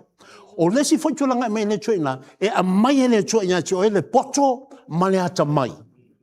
E ma whai ona e whaafoina, mo whaafoina i mea ia. E te loa ai le mea te tauna whai, le whaalave lave tauna whai, ma le whaalave lave, e te tatalo ina i Faamanuia ina, ai le kaunga i mingo iai. Are you with me? Are you with me? Aua le fia kele. Ma, whaafonga le mai. Aua le fia kele. Aua ke laku. E le kea ko a inga ia ki o ke laku po e kele. E ke le i upu ia mai. Ai ke koe sau mai ki au kolo whale. E laku koe mi kia i lalo ia inga. Aua for you have just realized the reality of the situation you have actually landed yourself in. Wa umalo upu ia fa nge ufa nge ia nga ya la umo lo ya su mo yo le sao ka ko ele o se sao o wa fa o pu nga o ka sao o wa la ke lo e ke lo kwa ele ke la kuma si me fa e ke lo kwa ma ai le lo la ko nga le me mongi la le o lo fale o lo malua papa le na o inai te lo ai le tua lea. E te lei lo le tua i o le mea tumutumu. Are you with me? Whapena whai o tōu e whanongo mai le live lea. It's about time we learn to honor God in His Word so that we'll have the fullness of His blessings for us. Man tua tua o ainga. E wha mamalo whila o e mau. E le tua, i o tatou ai. I don't know if I'm telling you, e le pua le vai aso le Mother's Day. Na maliwai lo le se o tō whawhine. Ia na o makai ngā makai, e leo se makai. Lo tō whine na, o ke whaktu se ngā o makai. Ona, e se le osi a inga le lei. E o tua ngane tō luala e o e makai umala ori ila. Na ko whalongo le mai le la ka o ko i le kalesia le o ko winga le na i loa le kalesia me ka ki fe ngai mo ko i le ya tolanga na o maliu ina so e fai mo me o saonga ma tulanga faapea ia o tamau a inga ia o le maliu o tamai tai le ai le o se matai e le matai to tono matu ai na ua ai loa mai ia te aure tūlanga o si alofa ma mea umana paku ola sole e sili atu ali le anga le o le afo e neo le maliu o te maitai le e le matai ngai loa le maliu o isi makai iwa umako le mako matu a inga ia ina le winga lo whamtalanga a e loa le atua mafuta lea e whaamamalu o e le atua mafuta lea a le si mea fofongia le tofine lea o la so Lasa lo le Mother's Day po le fa bo le 5 le fiafi. Ko te ua wala au mani matu a inga. Ua wala au mani matu a inga wa lasa whai tōna. Whai mai wa leana whai watu fo mai whai mai e tauna alu ke mai tai lea i whai mai e wa lolonga blood pressure wa whapena whaona ma wa lalo le toto a wa tere le suka o whapea sa kaunga whakere ai masi manga i a palinga le pa whai wakere le o sa bidraia ai whai wai whai atu i no ina almato ainga ai whai mai tai do wale lava wa fiu fo ina menga ling whala aua ma mena ai le ai se swinga o ia ia le la vala au mai o le minga na vala au mai ia tau a wai wha longo umala tu ia tau le la manao ina i o whai o to fine le me la mana na o ai ia wala au mai lo tala nolo ia o fatu wa mai ta ua mai wo de la va fatu la me te mana te mana te alu fa mai me nai man la o la va nga la mai le ai fatu ia le me te una fai Na whai tāta talo. Whai tāta talo tui whawhawina lau mawhitanga ma le atua. Wā sa o mana te ria ina le whaolta. Whai tāta talo tui te ria ina le li. Whawhau lau mawhitanga ma le li. Ai le ngate whai lea. Ia wha mangalo uma ia ina tōna ina ai mai siu tua ngane nai wai. E le wha longo ia te oi pai wha so atu. Ma tātou aina. Ave lau wha mangalonga ia ina. Ia ai umalole ina. O le tūlanga ia ina. Ia. A whai lolo tātou talo. Whai tātou talo wha mangalonga. Ai e wha fonga le mai. E lua me tali e le tua ia te oi. E tali le tua i lo malolo. E tali le tua e te malolo atu. Ia te ia. Ia o whatu lole, o ai whaia tala whatu le mako anu. Whafonga le mai, aua ko ke fōsinga, aua ko ke kauanga winga, ia le teine, e alu ngai whaimea ngā ko ke mā ngāoa. Wa nānu tō mana ngāoa e mā losi. Ai ko ke leo mai e whapena, o na tala noa, ia ngā ko ke ngofo laka ia ngā, ai ko ke leo mai whaka koua mai pe kai duava yaso, pe mā singa foi whaka koua mai na. So aua tō tau ana wina i mea tō ke le mawhaia o na whaia. Tato whapena ona whatau waino lo na mana. I said to them, let's honor her wish and what she wants. Ia na whaia lole o te talo ina, te lia whaotanga, whatu, ia e lua me whaireri. O lo te malosi mai, ia malo mapu atu loa ia te ia. Tata sin pole na, ai halu file mōle ma mahu o le atua. O ringa lo whamatalanga ina, e lefe siringia le me alu iai. E leo le whesiringia la ona o aule na whaia le te talo mai. Ai o le teimi tonu a lea. Na ia whapena ona toi tā pena le lei ai. O lona o langa mo le ali. O lau tala i o matu tangata o le matu ainga. A ho o lo teimo wala aule li e te alu loa o waso ngofu umi la runge. Ia na. O ako ko ma whake ako ko ma li ma le ngā sae. O whawhanga le mai e leo se tala ula lau tala. Le whaina lau whai lau tina. Ma whai lau tina le vai teimo o soi fua lau tina. Ia o whai mai alo ka mai tāna whai a ua o lo te mea luai. Tātou te talo loa e whapena na mapu ati atama. Ona o te roa lo tina. O lo tina o a whaine o makua fo ia whaia lungu. Ia o, so se mea vai lau tinga e po lala fo e ngofo i longa whale, ai kiro e la wala o le wai o le whai.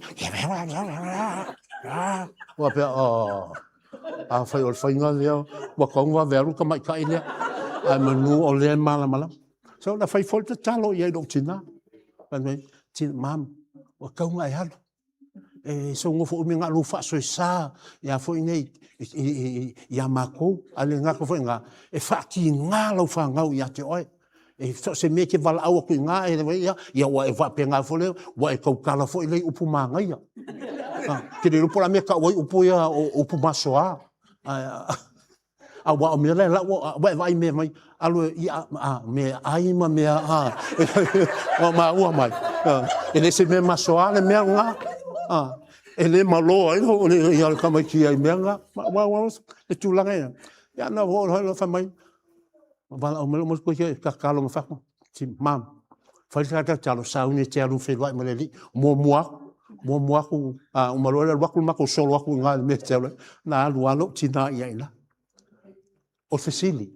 Wa ye so le lofa i lo tina. O le tali le ai. O lo wa lofa le lo tina. Na fta pena i lo lea. E siri le alu te milei. A o lai ma futa maleli. Na i lo le lofo ia nei. Ai fa pena so se mea e wa a ia ngā. Are you with me? Le fa me le fionga le tui. O au te le li liu. God will never change because of our attitude. E le sui pe di liu le tua. Ono lona sila whanga mai i lo wha le tonu ma lo wha le tonu. No, he never does that. Po le a lo wha le tonu. Po le a le wha le tonu o tātou. E tū mau lava le tua i lona lofa. Ae. Pa mai ae. O le ae la le nā. E iai vaenga o le lofa leo le tua. E whapena. E iai le teimi e avesea i le tua lona lofa le nā. Ai tali loa i tangata. E tusa mā lato wa mionga o lofa yatu i a te ia. Are you with me?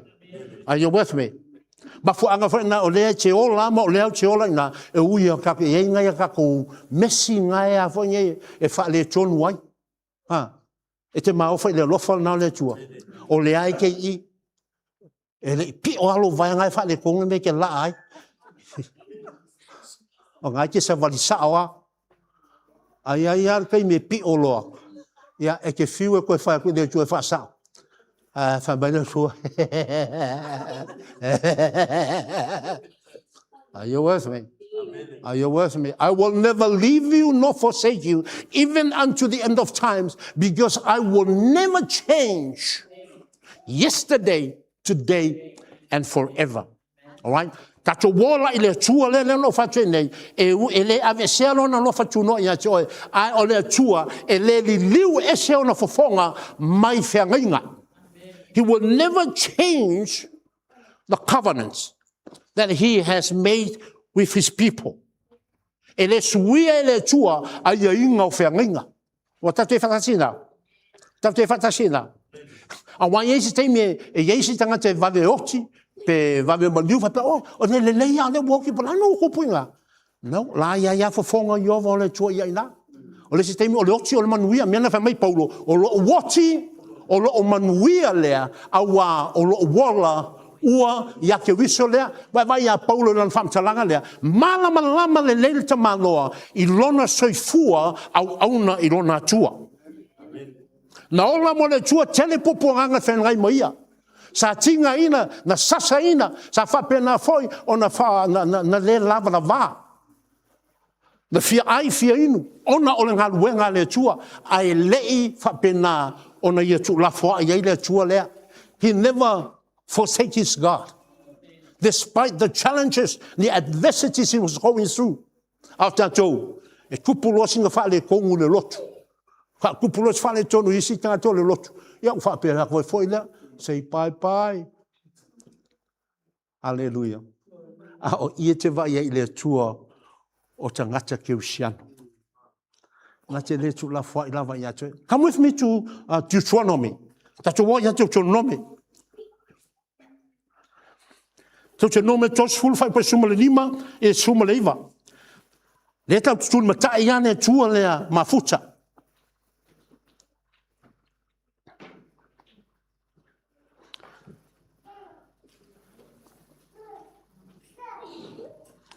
Deuteronomy chapter 30, verse 15 to verse 19.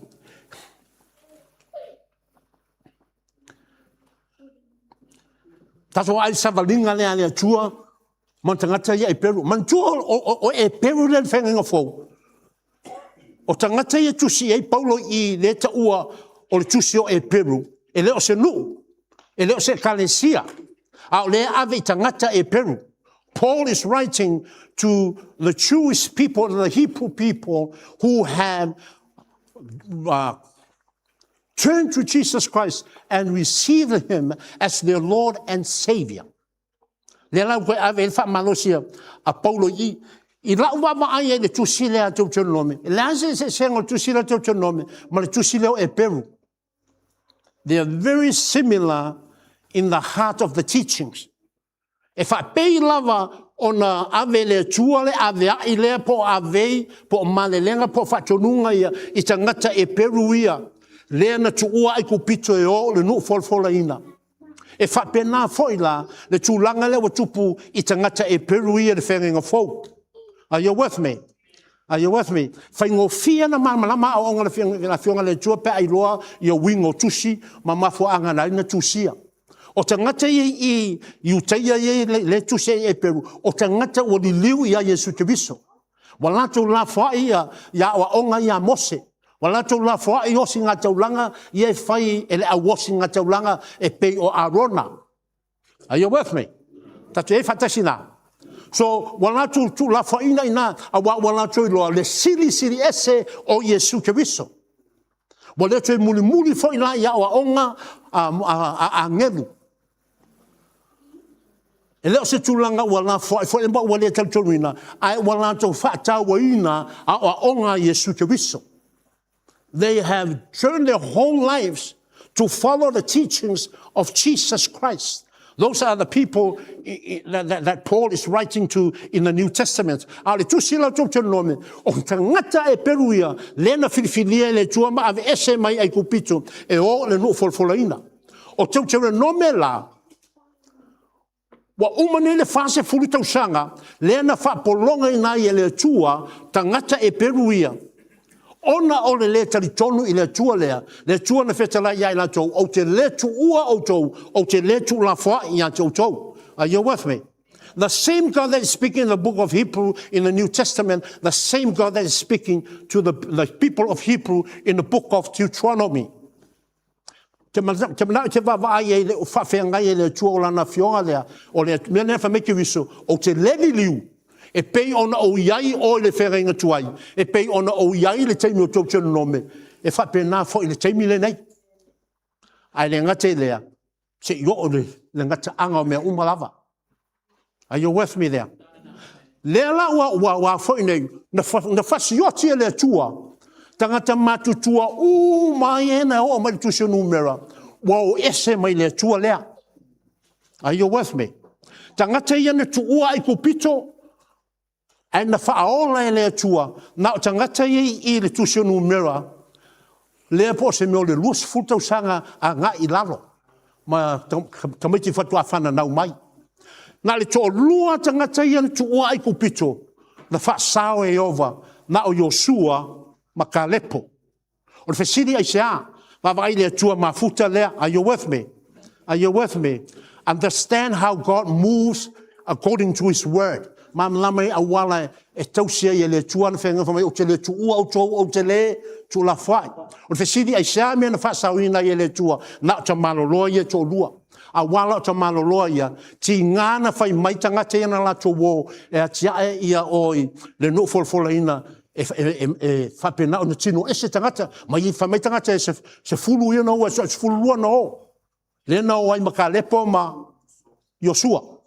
Ai o mai ka lepo Yosua e ese le la moni mau fai mai a fai e fina ngalo ai no tatou atua tatou te fasiotia la tou na e fai fo i la tou na ma tatou me ai e leo se ai tangata a le wingo le whamtalanga lea e fai ngofia lava i le tua o na vea tangata la ma mea la tou te faa umatia ina so to lua la na faa sauina i le tua a o lesi to tele uma na yeina na fasi o tie le tua ina le vao. Are you with me? So ina te vai le tua lea o si whenga po le tua mafuta. Are you here? Are you still here? Te mana ona e po e mai tulanga lea ina ia a ina i oe. A o ina ma o ina tidi ia. Ina ia tai loa ona mafuta i le tua mafuta lea. Much more than just coming to church. Are you with me? Are you with me? O le nganga nei ia o onga manei whasoa, ina ia whaapopo le tatou nau mai lotu ia so sa.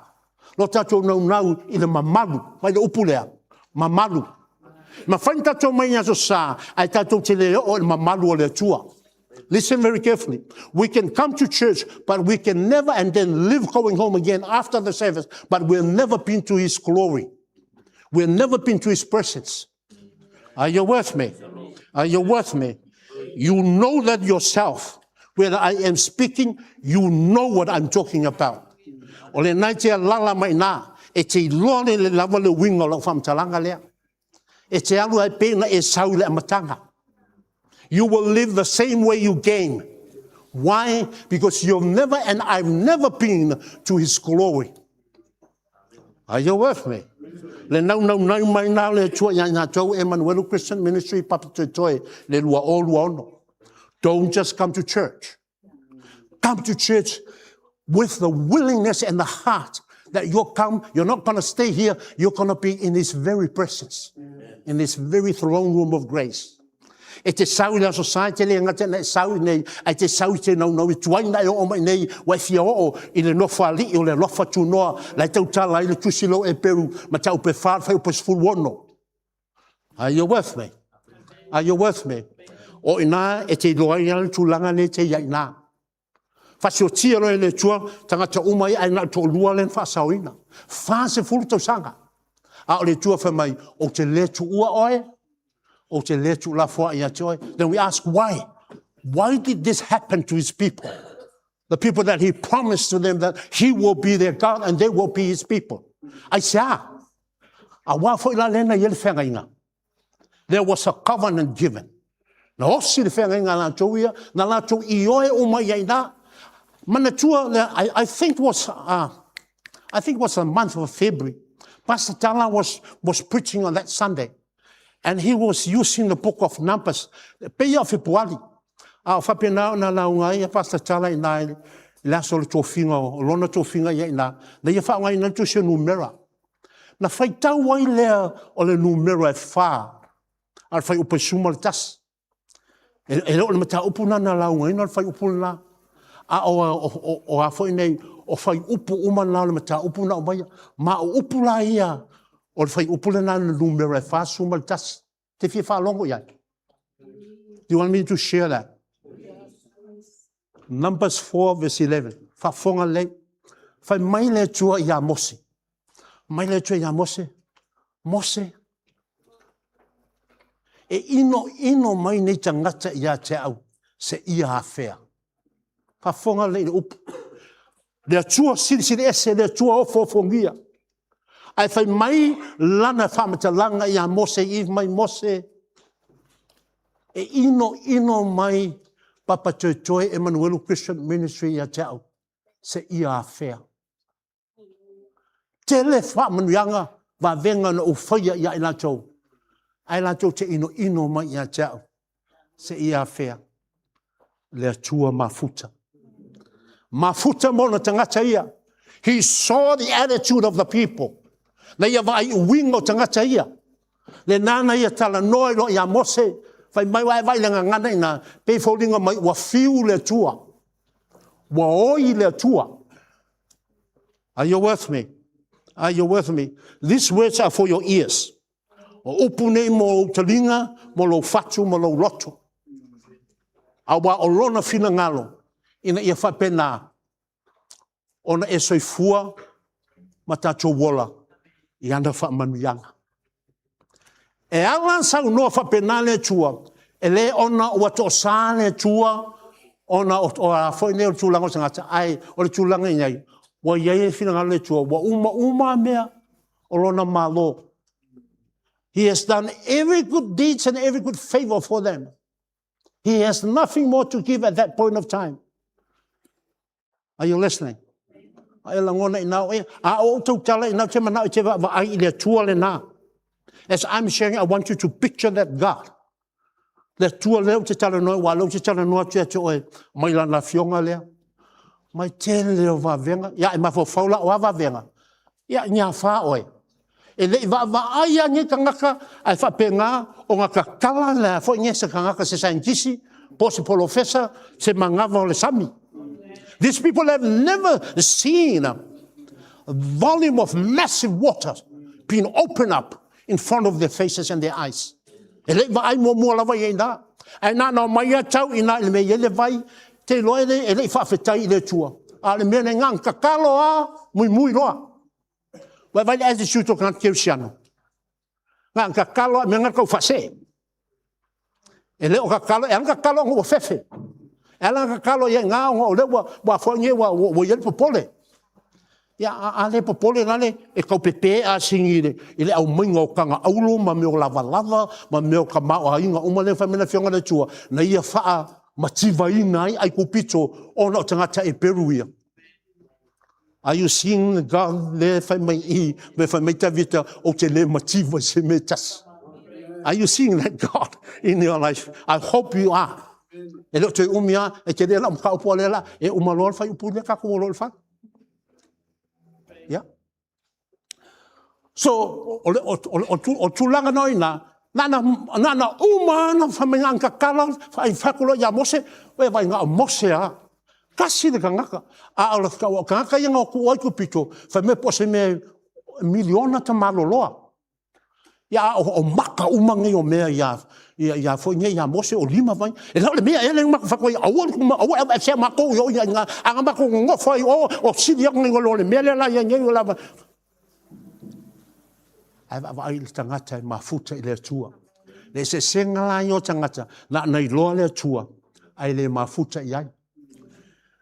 E le I whinaua mose.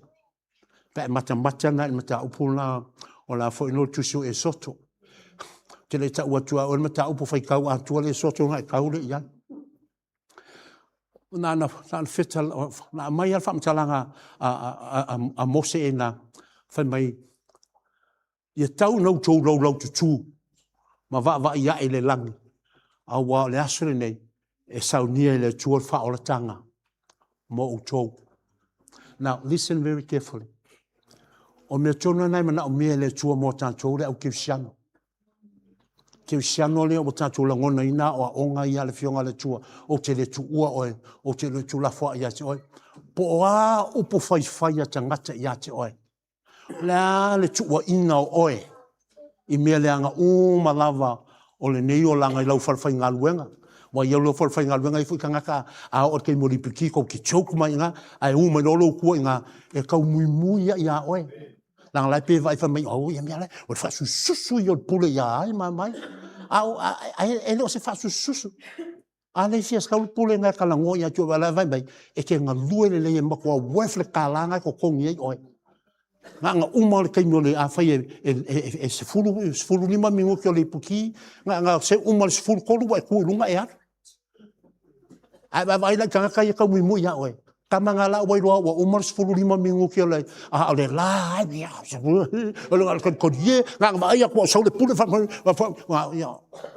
Pisi solo ia nga. A oe na fa fonga le mai. Aua e te ano ia I la tau la. Cast all your cares unto the Lord, for He cares for you. Ia la fua ia te ia. Me te popole ai. Awa haolo manatu o ia te oe. Lua le na peteu. Ma ta upe lima. Alfai upe fitu. Aua te tali ai la tona. Never respond or react to anything that they are thrown against you. Even if you know that you've done nothing wrong. Mum's the word. O wane el watu se upu lo mutu. A o te mina te whawhetai I le tua. E ave lau vi inga, ave lau whawhetai I le tua. A wae le pine, e whaea le tua I a te oe. Are you with me? Are you with me? You will be surprised, even in the church, you will find moments like that. E le tupu pēr lama pēr, ai se aso. E kei whafua se ia, wa fonye wa a wako oe se whamakalanga. O le whesiri lan me o iai. E ke alo e kango pu e male le wako mako e kongi ia ngā. I think it's le leile ngā. Ko kongi ngā I rua fo iei, e le wālea fo ngi whanga. No, never do that. Kango e mea ngā kongi mai iei oe, ngā e alu lolea ave I kongo le lapisi. Lo wingol kala vai upu umanga mai va ai le pin fo le e ave e me ke le ko manga o lunga o lau email ma benga ya flash ko ngi ai fa ngo fo ngai ko ngol pin nga o wo ko e alu ya. Are you with me? Are you with me? Fa lo tali mose tau no to lo tu that stand still and look up for salvation will be given unto you by our God. Na uman fam talanga le mose I o le nu ai fa mai le tua. Maus. E mi mika lole ko ya ga ko e le ka ua a ko lo wingo a ko e wa fo lo so le foi mai e xa ela e le ka ua ko lo wingo le wa fi tama ya tio mai. Let me te vala au mai ai. This is God with Moses, the God who said, I will never leave you nor forsake you. E te loa le me ave e o fa fitau ni mo popo nga mo ma fatianga.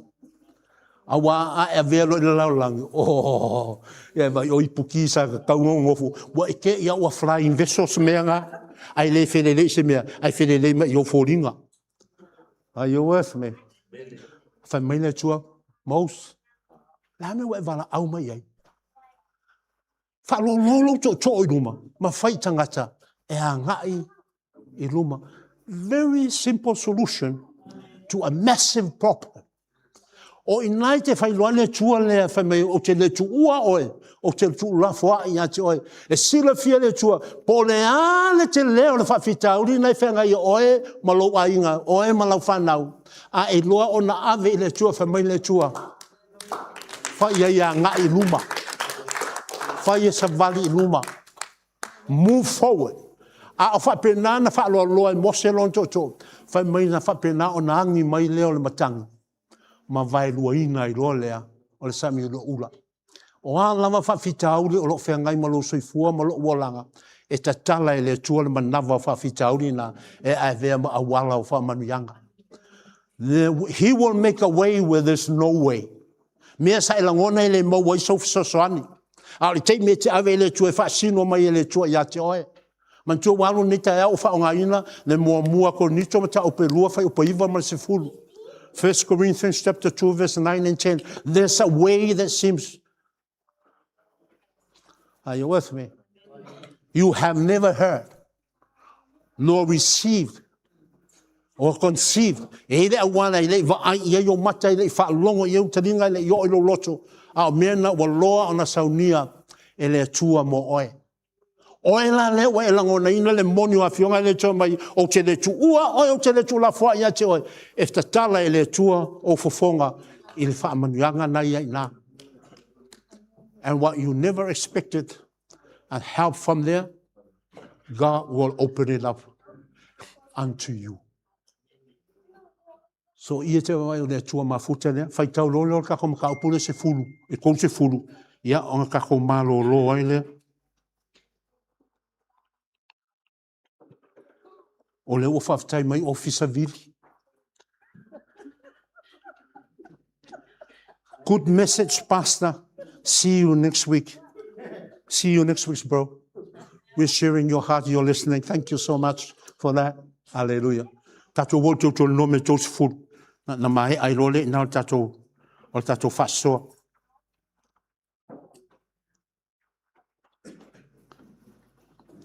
Tato vai role fai po suma le lima.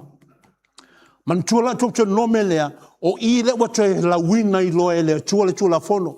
This is the second sharing of the laws and the commandments of God.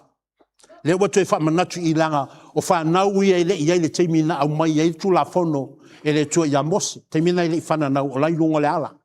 Ai toi au mai aloe le tua. So likewise today, hapenane tūlanga ne tātou te iai nei.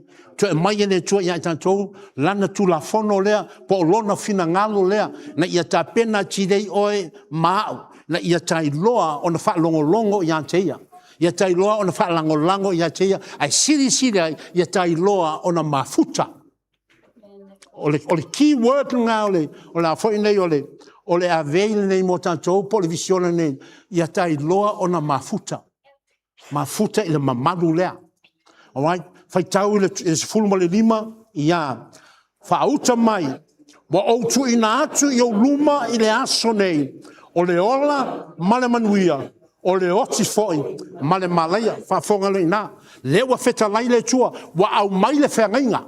He's giving them a commandment and a covenant. Whamai Israelu o le aso le nei. O te toi avatu I ate o tau o le whengainga fau lea. Fili o tau, pe tau te mana o I le ola, po le oti, po le manuia, po le malaya. E whapena foi le aso le nei. A o whaasoa ma tato whalongolongo le fionga le tua. Lewa mai le tua I ate oe le whaitalia. God is speaking to each and every one of us here, not only in this place, but also all of you who are listening on this live. Ma le tō te watu ia te outou.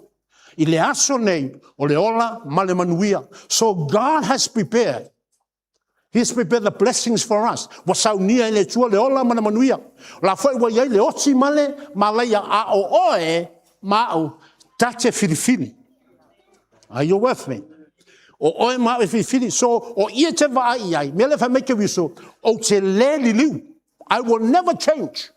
He will never change. He will never go against his word. E lea lu ese ke viso, e lea lu ese le tua, e lea lu ese ngang pa ia, mai mana vanga ia wa au mai. Are you with me? Le ua malele le atua, wa e whaafofonga fo iai, wa o whaasoa ma o langona ina, o le ola, male manuia, o lau lea whiriwhiringa. Are you with me? Are you with me?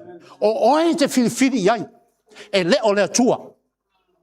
Ai sea le o le atua, langa o le wa uma na mana vanga mai le atua, wa o avatu ia te autou, o le ola, male manuia, ai whiriwhiri autou peto te mana na o iai, pele iai. Ai le ngata foi na family foi le tua fa pena foi o le oti male malaya le o le oti male malaya o te fili ia ma foi anga no fa que la matanga tato fa so ale ta te le ola la foi nele yes e oti te mana o te aru le ola fa o le ola wingo le yes o le a ona wa foi ne wa e mana o la fa mai tua awa fa mai yes na fia le no yes wa ma ngai ai yes nga o ma ya ti o fa fitauri pe la fa fitauri le o tau no ile sami ula ya o yes nga le lo wa vai nga mo kwa le kala fe nga ya sa fa mo lunga i lo natu tununga ina ai whaafetai ia mose. Hallelujah. Whaafetai i te tono a inga iei tangata whaamaoni i le tua na iai. Eisi a inga whaamaoni uma tangata i le tua. Eisi fwoi a inga whaamaoni mo skein pupu. Iei fwoi meo lau langi o mga ia maiwa. Kai e le se mea whaingai. O le tua e whaiaso le tua. Aua i ke ola i upunga. Aua kau ke ola i upunga fa me fa yaso le atua. Aua ke le pule yaso le atua. Are you with me? Aua kau ke ola i upunga wa upunga ko inga le fa ola inga.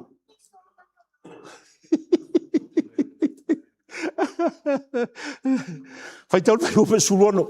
I lau e fai atuai i ate oe ile aso nei today. Ina ia e alofa atu ia Iehova lo watua, ma e savali i onala, ma e tausi i ana polo inga, ma ana tula fono, ma ana whamsinonga, ina ia e ola ai, ma ia whaatoa tele ina ai, e Faamanuia fo Iehova lo watua ia te oe, i le nuu e te alu iai, e whai mouai, vai po whea te alu iai, e Faamanuia oe le atua.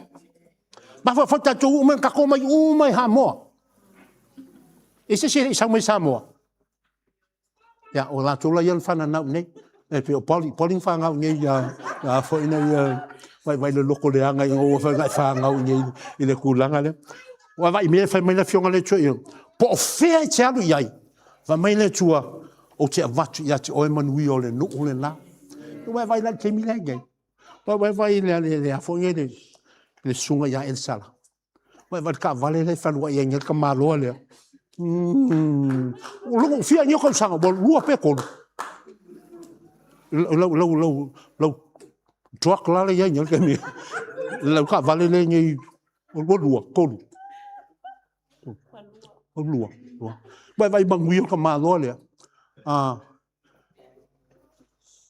pe se la we ko sanga lo fanga luenga ia fo nya ia pe fiku fito sanga tele tu fanga luenga anga ko fanga luenga nga ko sala moa wa umalole yes ai fo nya ia a brother nga ko say no anga sawa le tu ke pu nga sawa fer wa ile truck ale la fer wa isi ko ke lo ka ko le vanga la e o me fa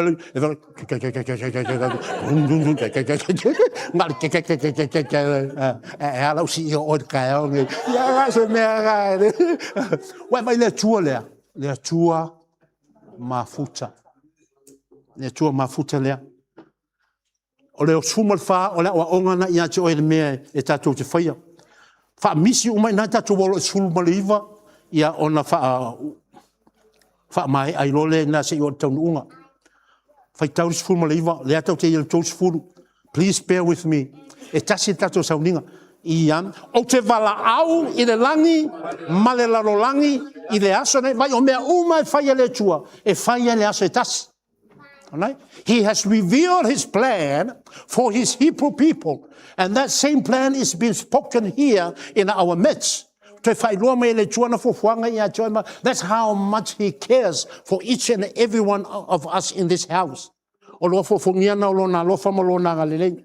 Le fai mai, o te wala au i le langi ma le launa langi, whaitau, i le aso nei, e whai ma mori mau i a te outou. Wa outu ina atu, i au luma, o le ola, ma le oti, o le manuia, ma le malaia, o le nei, ia e whiriwhiri i le ola, ina ia ola i oe, a toa ma lau whanau, wawa ia ina tūlanga le na ua tau mai le tua le mea te tau nei whiriwhiri ai. There are times God knows our hearts, and then He will make the decision for us. He will give us the right choice. E se te me sira whina le tua, lai whai mai, a ua whakalinga longo a ka ua. Au mai loe le tua whiriwhiringa. Whai loe le tua whiriwhiringa whai mai, o le mea lea, ia e whiriwhiri. So o le aso le nei, ia e whiriwhiri i le ola. Wa le whai mai le tua, e ola i oe. A toa mau mea whanau. Vai do fofongi o le lofa lea. The extension of God's love. E saolo lau whiwhiringa tamba. E saolo lau whiwhiringa tina. E le ngata o na manuia lo ainga. Ai manuia ai lea ma tatou whanau. E o fofongia leo le atua mafuta. Whai tau le roas fulu ia. Ina ia e alofa atu ia Yehova lo watua. Ma e whalongo i lona si fofonga. Ia e pipi atu ia te ia. A wā o lo wola ia. Ma le na te whafua loina o waso. Ina ia e mau ina lau ele ele. Na tauto ai Yehova i o tama. O Abrahamo, Isaako, Jakopo. E fua ina atu ia te ina tau. So e vai whatonunga nei na. Wana au maia ia te oele whiwhiringa tauna whai. Are you hearing? He has given us the choice to do. It's a juice life. I'll choose single life in life. Ia e alofa atu ia Yehova. So o ia te wawe iai. O lo mafute le tua o lo alofa atu le na ia te ia. A e le mafute le tua e te le alofa i le tua. Pau ale mea ke manga lo manga o le tua. Give me this, give me that. Bless me this and bless me that. A le ai mo so alofa i le tua.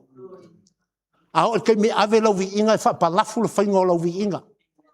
Nga mo ingi au maka, la u lo lea ma mea ngai whau lo ma whau. A o lo roko a komano mo, la le wheo hai so loa inga.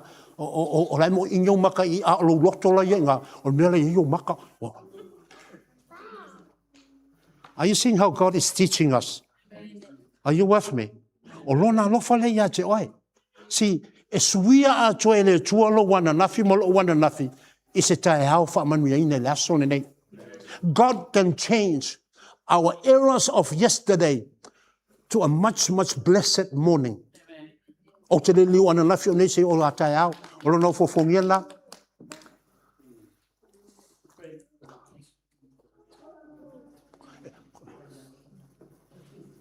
E le ia falsukas.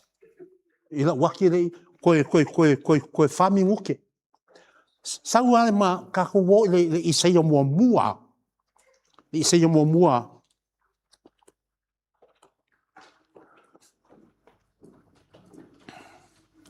Le Isaia mua fa upe lua mal tolu. Isaia lua mal tolu. Isaia na lua mal tolu. Le atua osi whengainga lea, le atua mafuta. It explains further the God that is saying to us to remain steadfast in His presence. Le tua leo le nau e mafuta mai.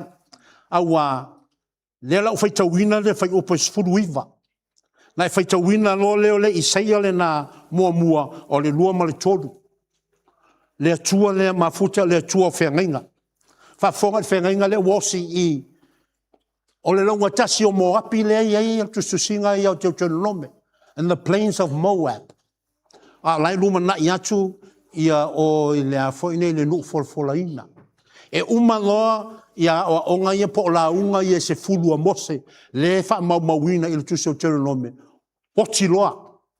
E le io o mose o le nu folafola ina. Mena te vai le o fofongi o le tua lea. Ai, e ui ele i alu le nu folafola ina. Ai na alu i o le Papatoetoe. Are you with me? Are you with me? Mena te vai e esele le yo salamo. Moses disobeyed God because of the attitude of the people. He could not stand what he's seeing in the eyes of the people. Nana na fa le tonu Mose ona ole ita telo to ina. Wa tele fa mena vai le tua on sai. Numero fa po sumaltas. La fa numero fa sumaltas fa tasia. Ino le wa mawal ka ko ikalesia I. Ite no forma ina wa leva nga e alu I lo fale. Ya e alua ya. Sa umana umala afasutas. Ala o aku furulua. Wa ko le nga wa mai ya ina. Wa lu ka o kulai. Anga ko sa fa ilunga ngo fo. Menga ki loi le su ko lo fa ya cha. Ala nga. E fa ngo fie pele ai. Ala nga fa ku va de ole lo. O lo wa mana ya ina ma lo fa ala lo ngi ma lo lo fa yo china. Langa wa fo ine wa leva na sa fa fo wa tau na tu la inuma fa kai alu ko mai lo o mai ya sa uma inga ia fai ma fo nge ma ka ye lo fo I le lo ku le ya ma why then now worship fenga vai upor fenga le tua ma futa le are you seeing how God is actually teaching us how to walk and remain in his abiding presence? O tau te whatasina, lo winga wa o onga ia. Whai mai I langa whetalainga, o te wala au I le langi, ma le lalolangi I le aso nei. E whai ma mori mau I ate o tau. So lai mori mau le langi, ma le lalolangi, a wasil whina le tua. E le aia ma se si wha maungi wanga, le la aru mose. O kemi le, e le wha o wina Yosua. Are you hearing? O lo winga le nau, mai ele fionga le tua e ta malamalama I me umai e o tatou wolanga. Fai mai whafafonga le langi, ma le lau langi whai taurola o tou. Le isaia na mua se wa aile I le whengainga lea. Le mamao le mea no o I le whengainga lea. Bea whai nai te vai ai, o lea wa o mai ai tantoua upo le whengainga lea. E ui o lea wa se lau iwa suma lono tausanga, taluna I le tuspa I Samoa. Bea wa taluna o atu le lotu Samoa, wa se lau iwa suma lono tausanga. Are you hearing? Mena te vai ele ma vai le upo le atua. My word will never pass away. Everything will pass away, but my word will never pass away, saith the Lord in Matthew 24, verse 35. Te watua ina te ina ia e nau I le fionga le atua. Whai tau role o tau, I saia, ma ta upe lua, whai upe tolu, whai tau I a.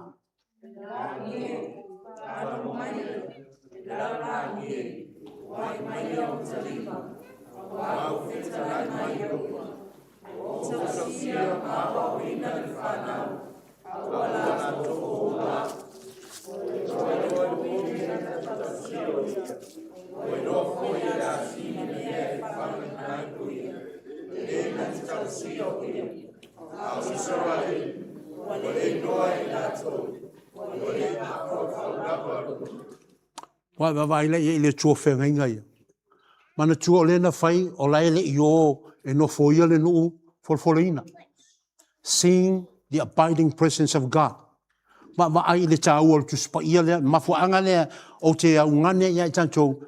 Toa anga whai tau le fionga le tua o le ola lea mo tātou. O le whalaua lea mo oe moa. O le areto lea o le tātou wola. O le fionga lea le tua. Are you with me? Le la wa o I. Le wa o le vaitaimo I sai. Le vaitaimo lo I sai po se me o le fixa lau fasfuru tila mo. Ko fixa lau fasfuru kau sanga whangau ke viso. So e vai la po se me o le lua afe tau sanga le na avele ave ile o tau tau nome. So e vai la ngai le ase se senga ma le vaitaimo nei. Are you with me? Ta fiai fatasina. Mena te mana ona e nau la fionga le tua. Nau lona mamaru. Leo fai mai lona le tua I. Le langi e. Nan menga fai le tua I ngai ai sai. Fa longo maia. Le lano langi e. Why? Fa longo, why? So lana mori mau le langi vai me mori mau fa ngai le tua mori mau ai. E mori mau le ele ia te oe mau. E mori mau lau whanua ia te oe mau. A e whaamaoni mau whaamaoni le tua. E manuia lau ele whapena o na tango i aio a ao maurima. E manuia o me totō. E manuia i a au lafu manu. Pena o whati la matanga mata upuna lua suma le malu teu teu nome. E manuia lau ato. E manuia le me palu a iau whalawa. Ele mawai le suau. Mai lau fangu. Le atua mafuta le na. Emmanuel Christian Ministry. O le fatu atoa nau ta mamo tatou. Ina ia le ngata tatou loa o ia. A ia tatou nauna watu. E mafuta maia.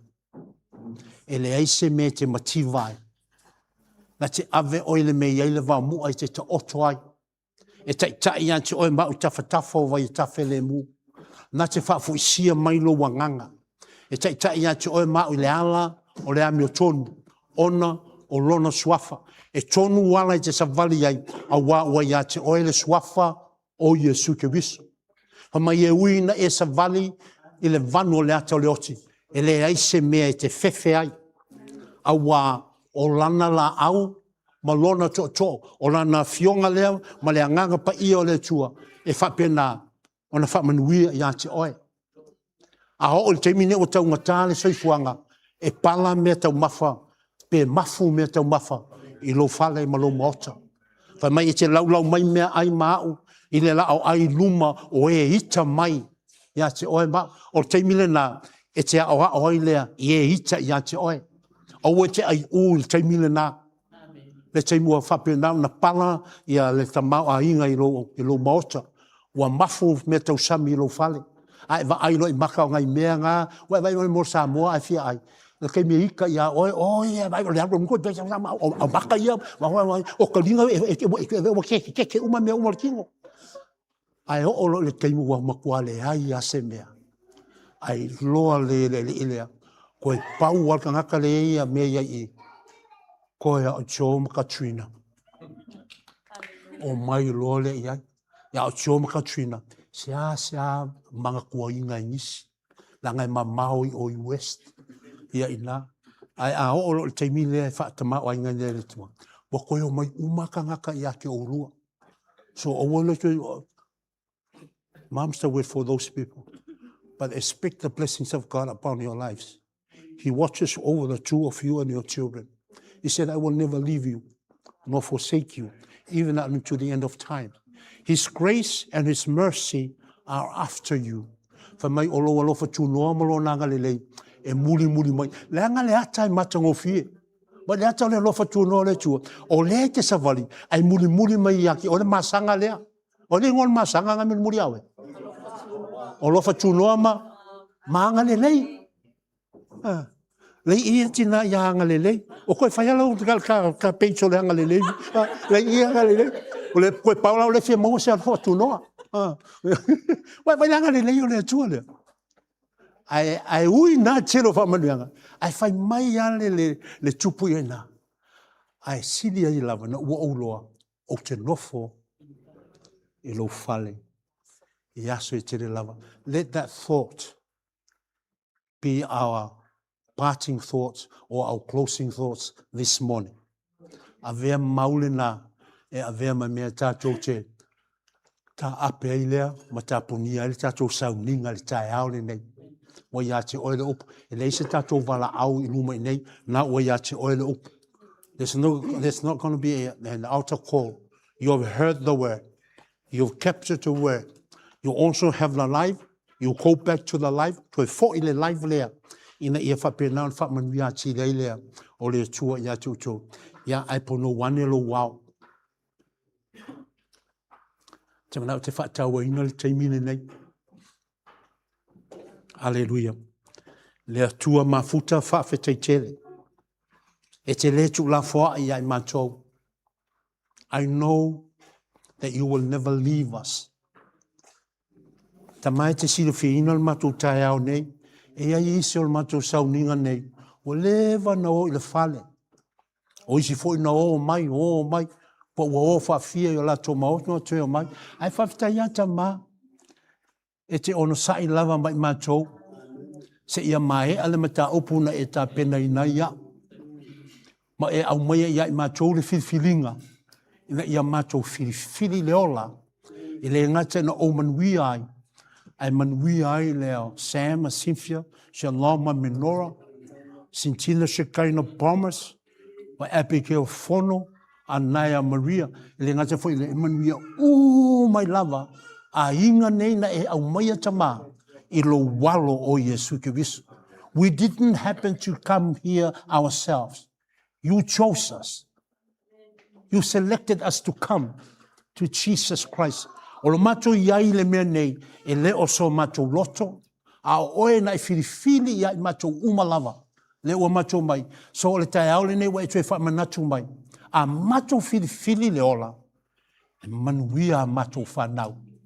E whai fo I mato ma whaamanuianga. Mo isi tangata. Matou te le nono, a matou e whapena na whasoa.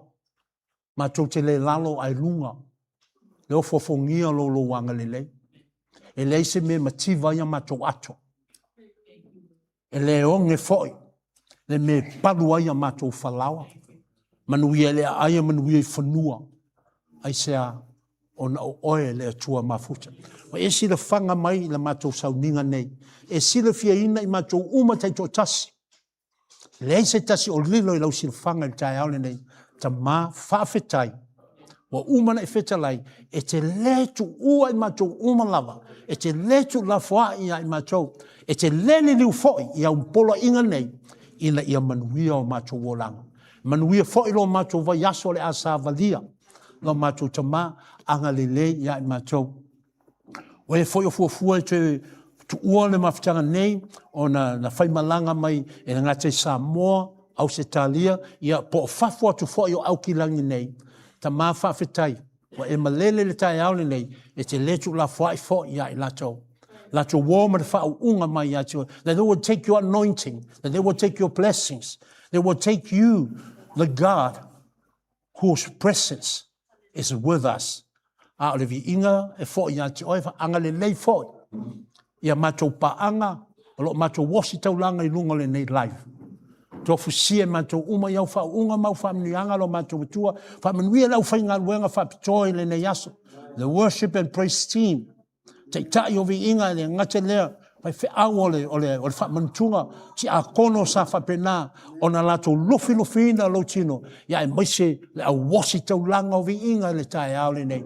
Lunga I matou uma lava, lo wanga le nei, malo mafuta mai a nganga pa ia, nei se I o le faavavau lava, ai tatou ala langa faapea atu.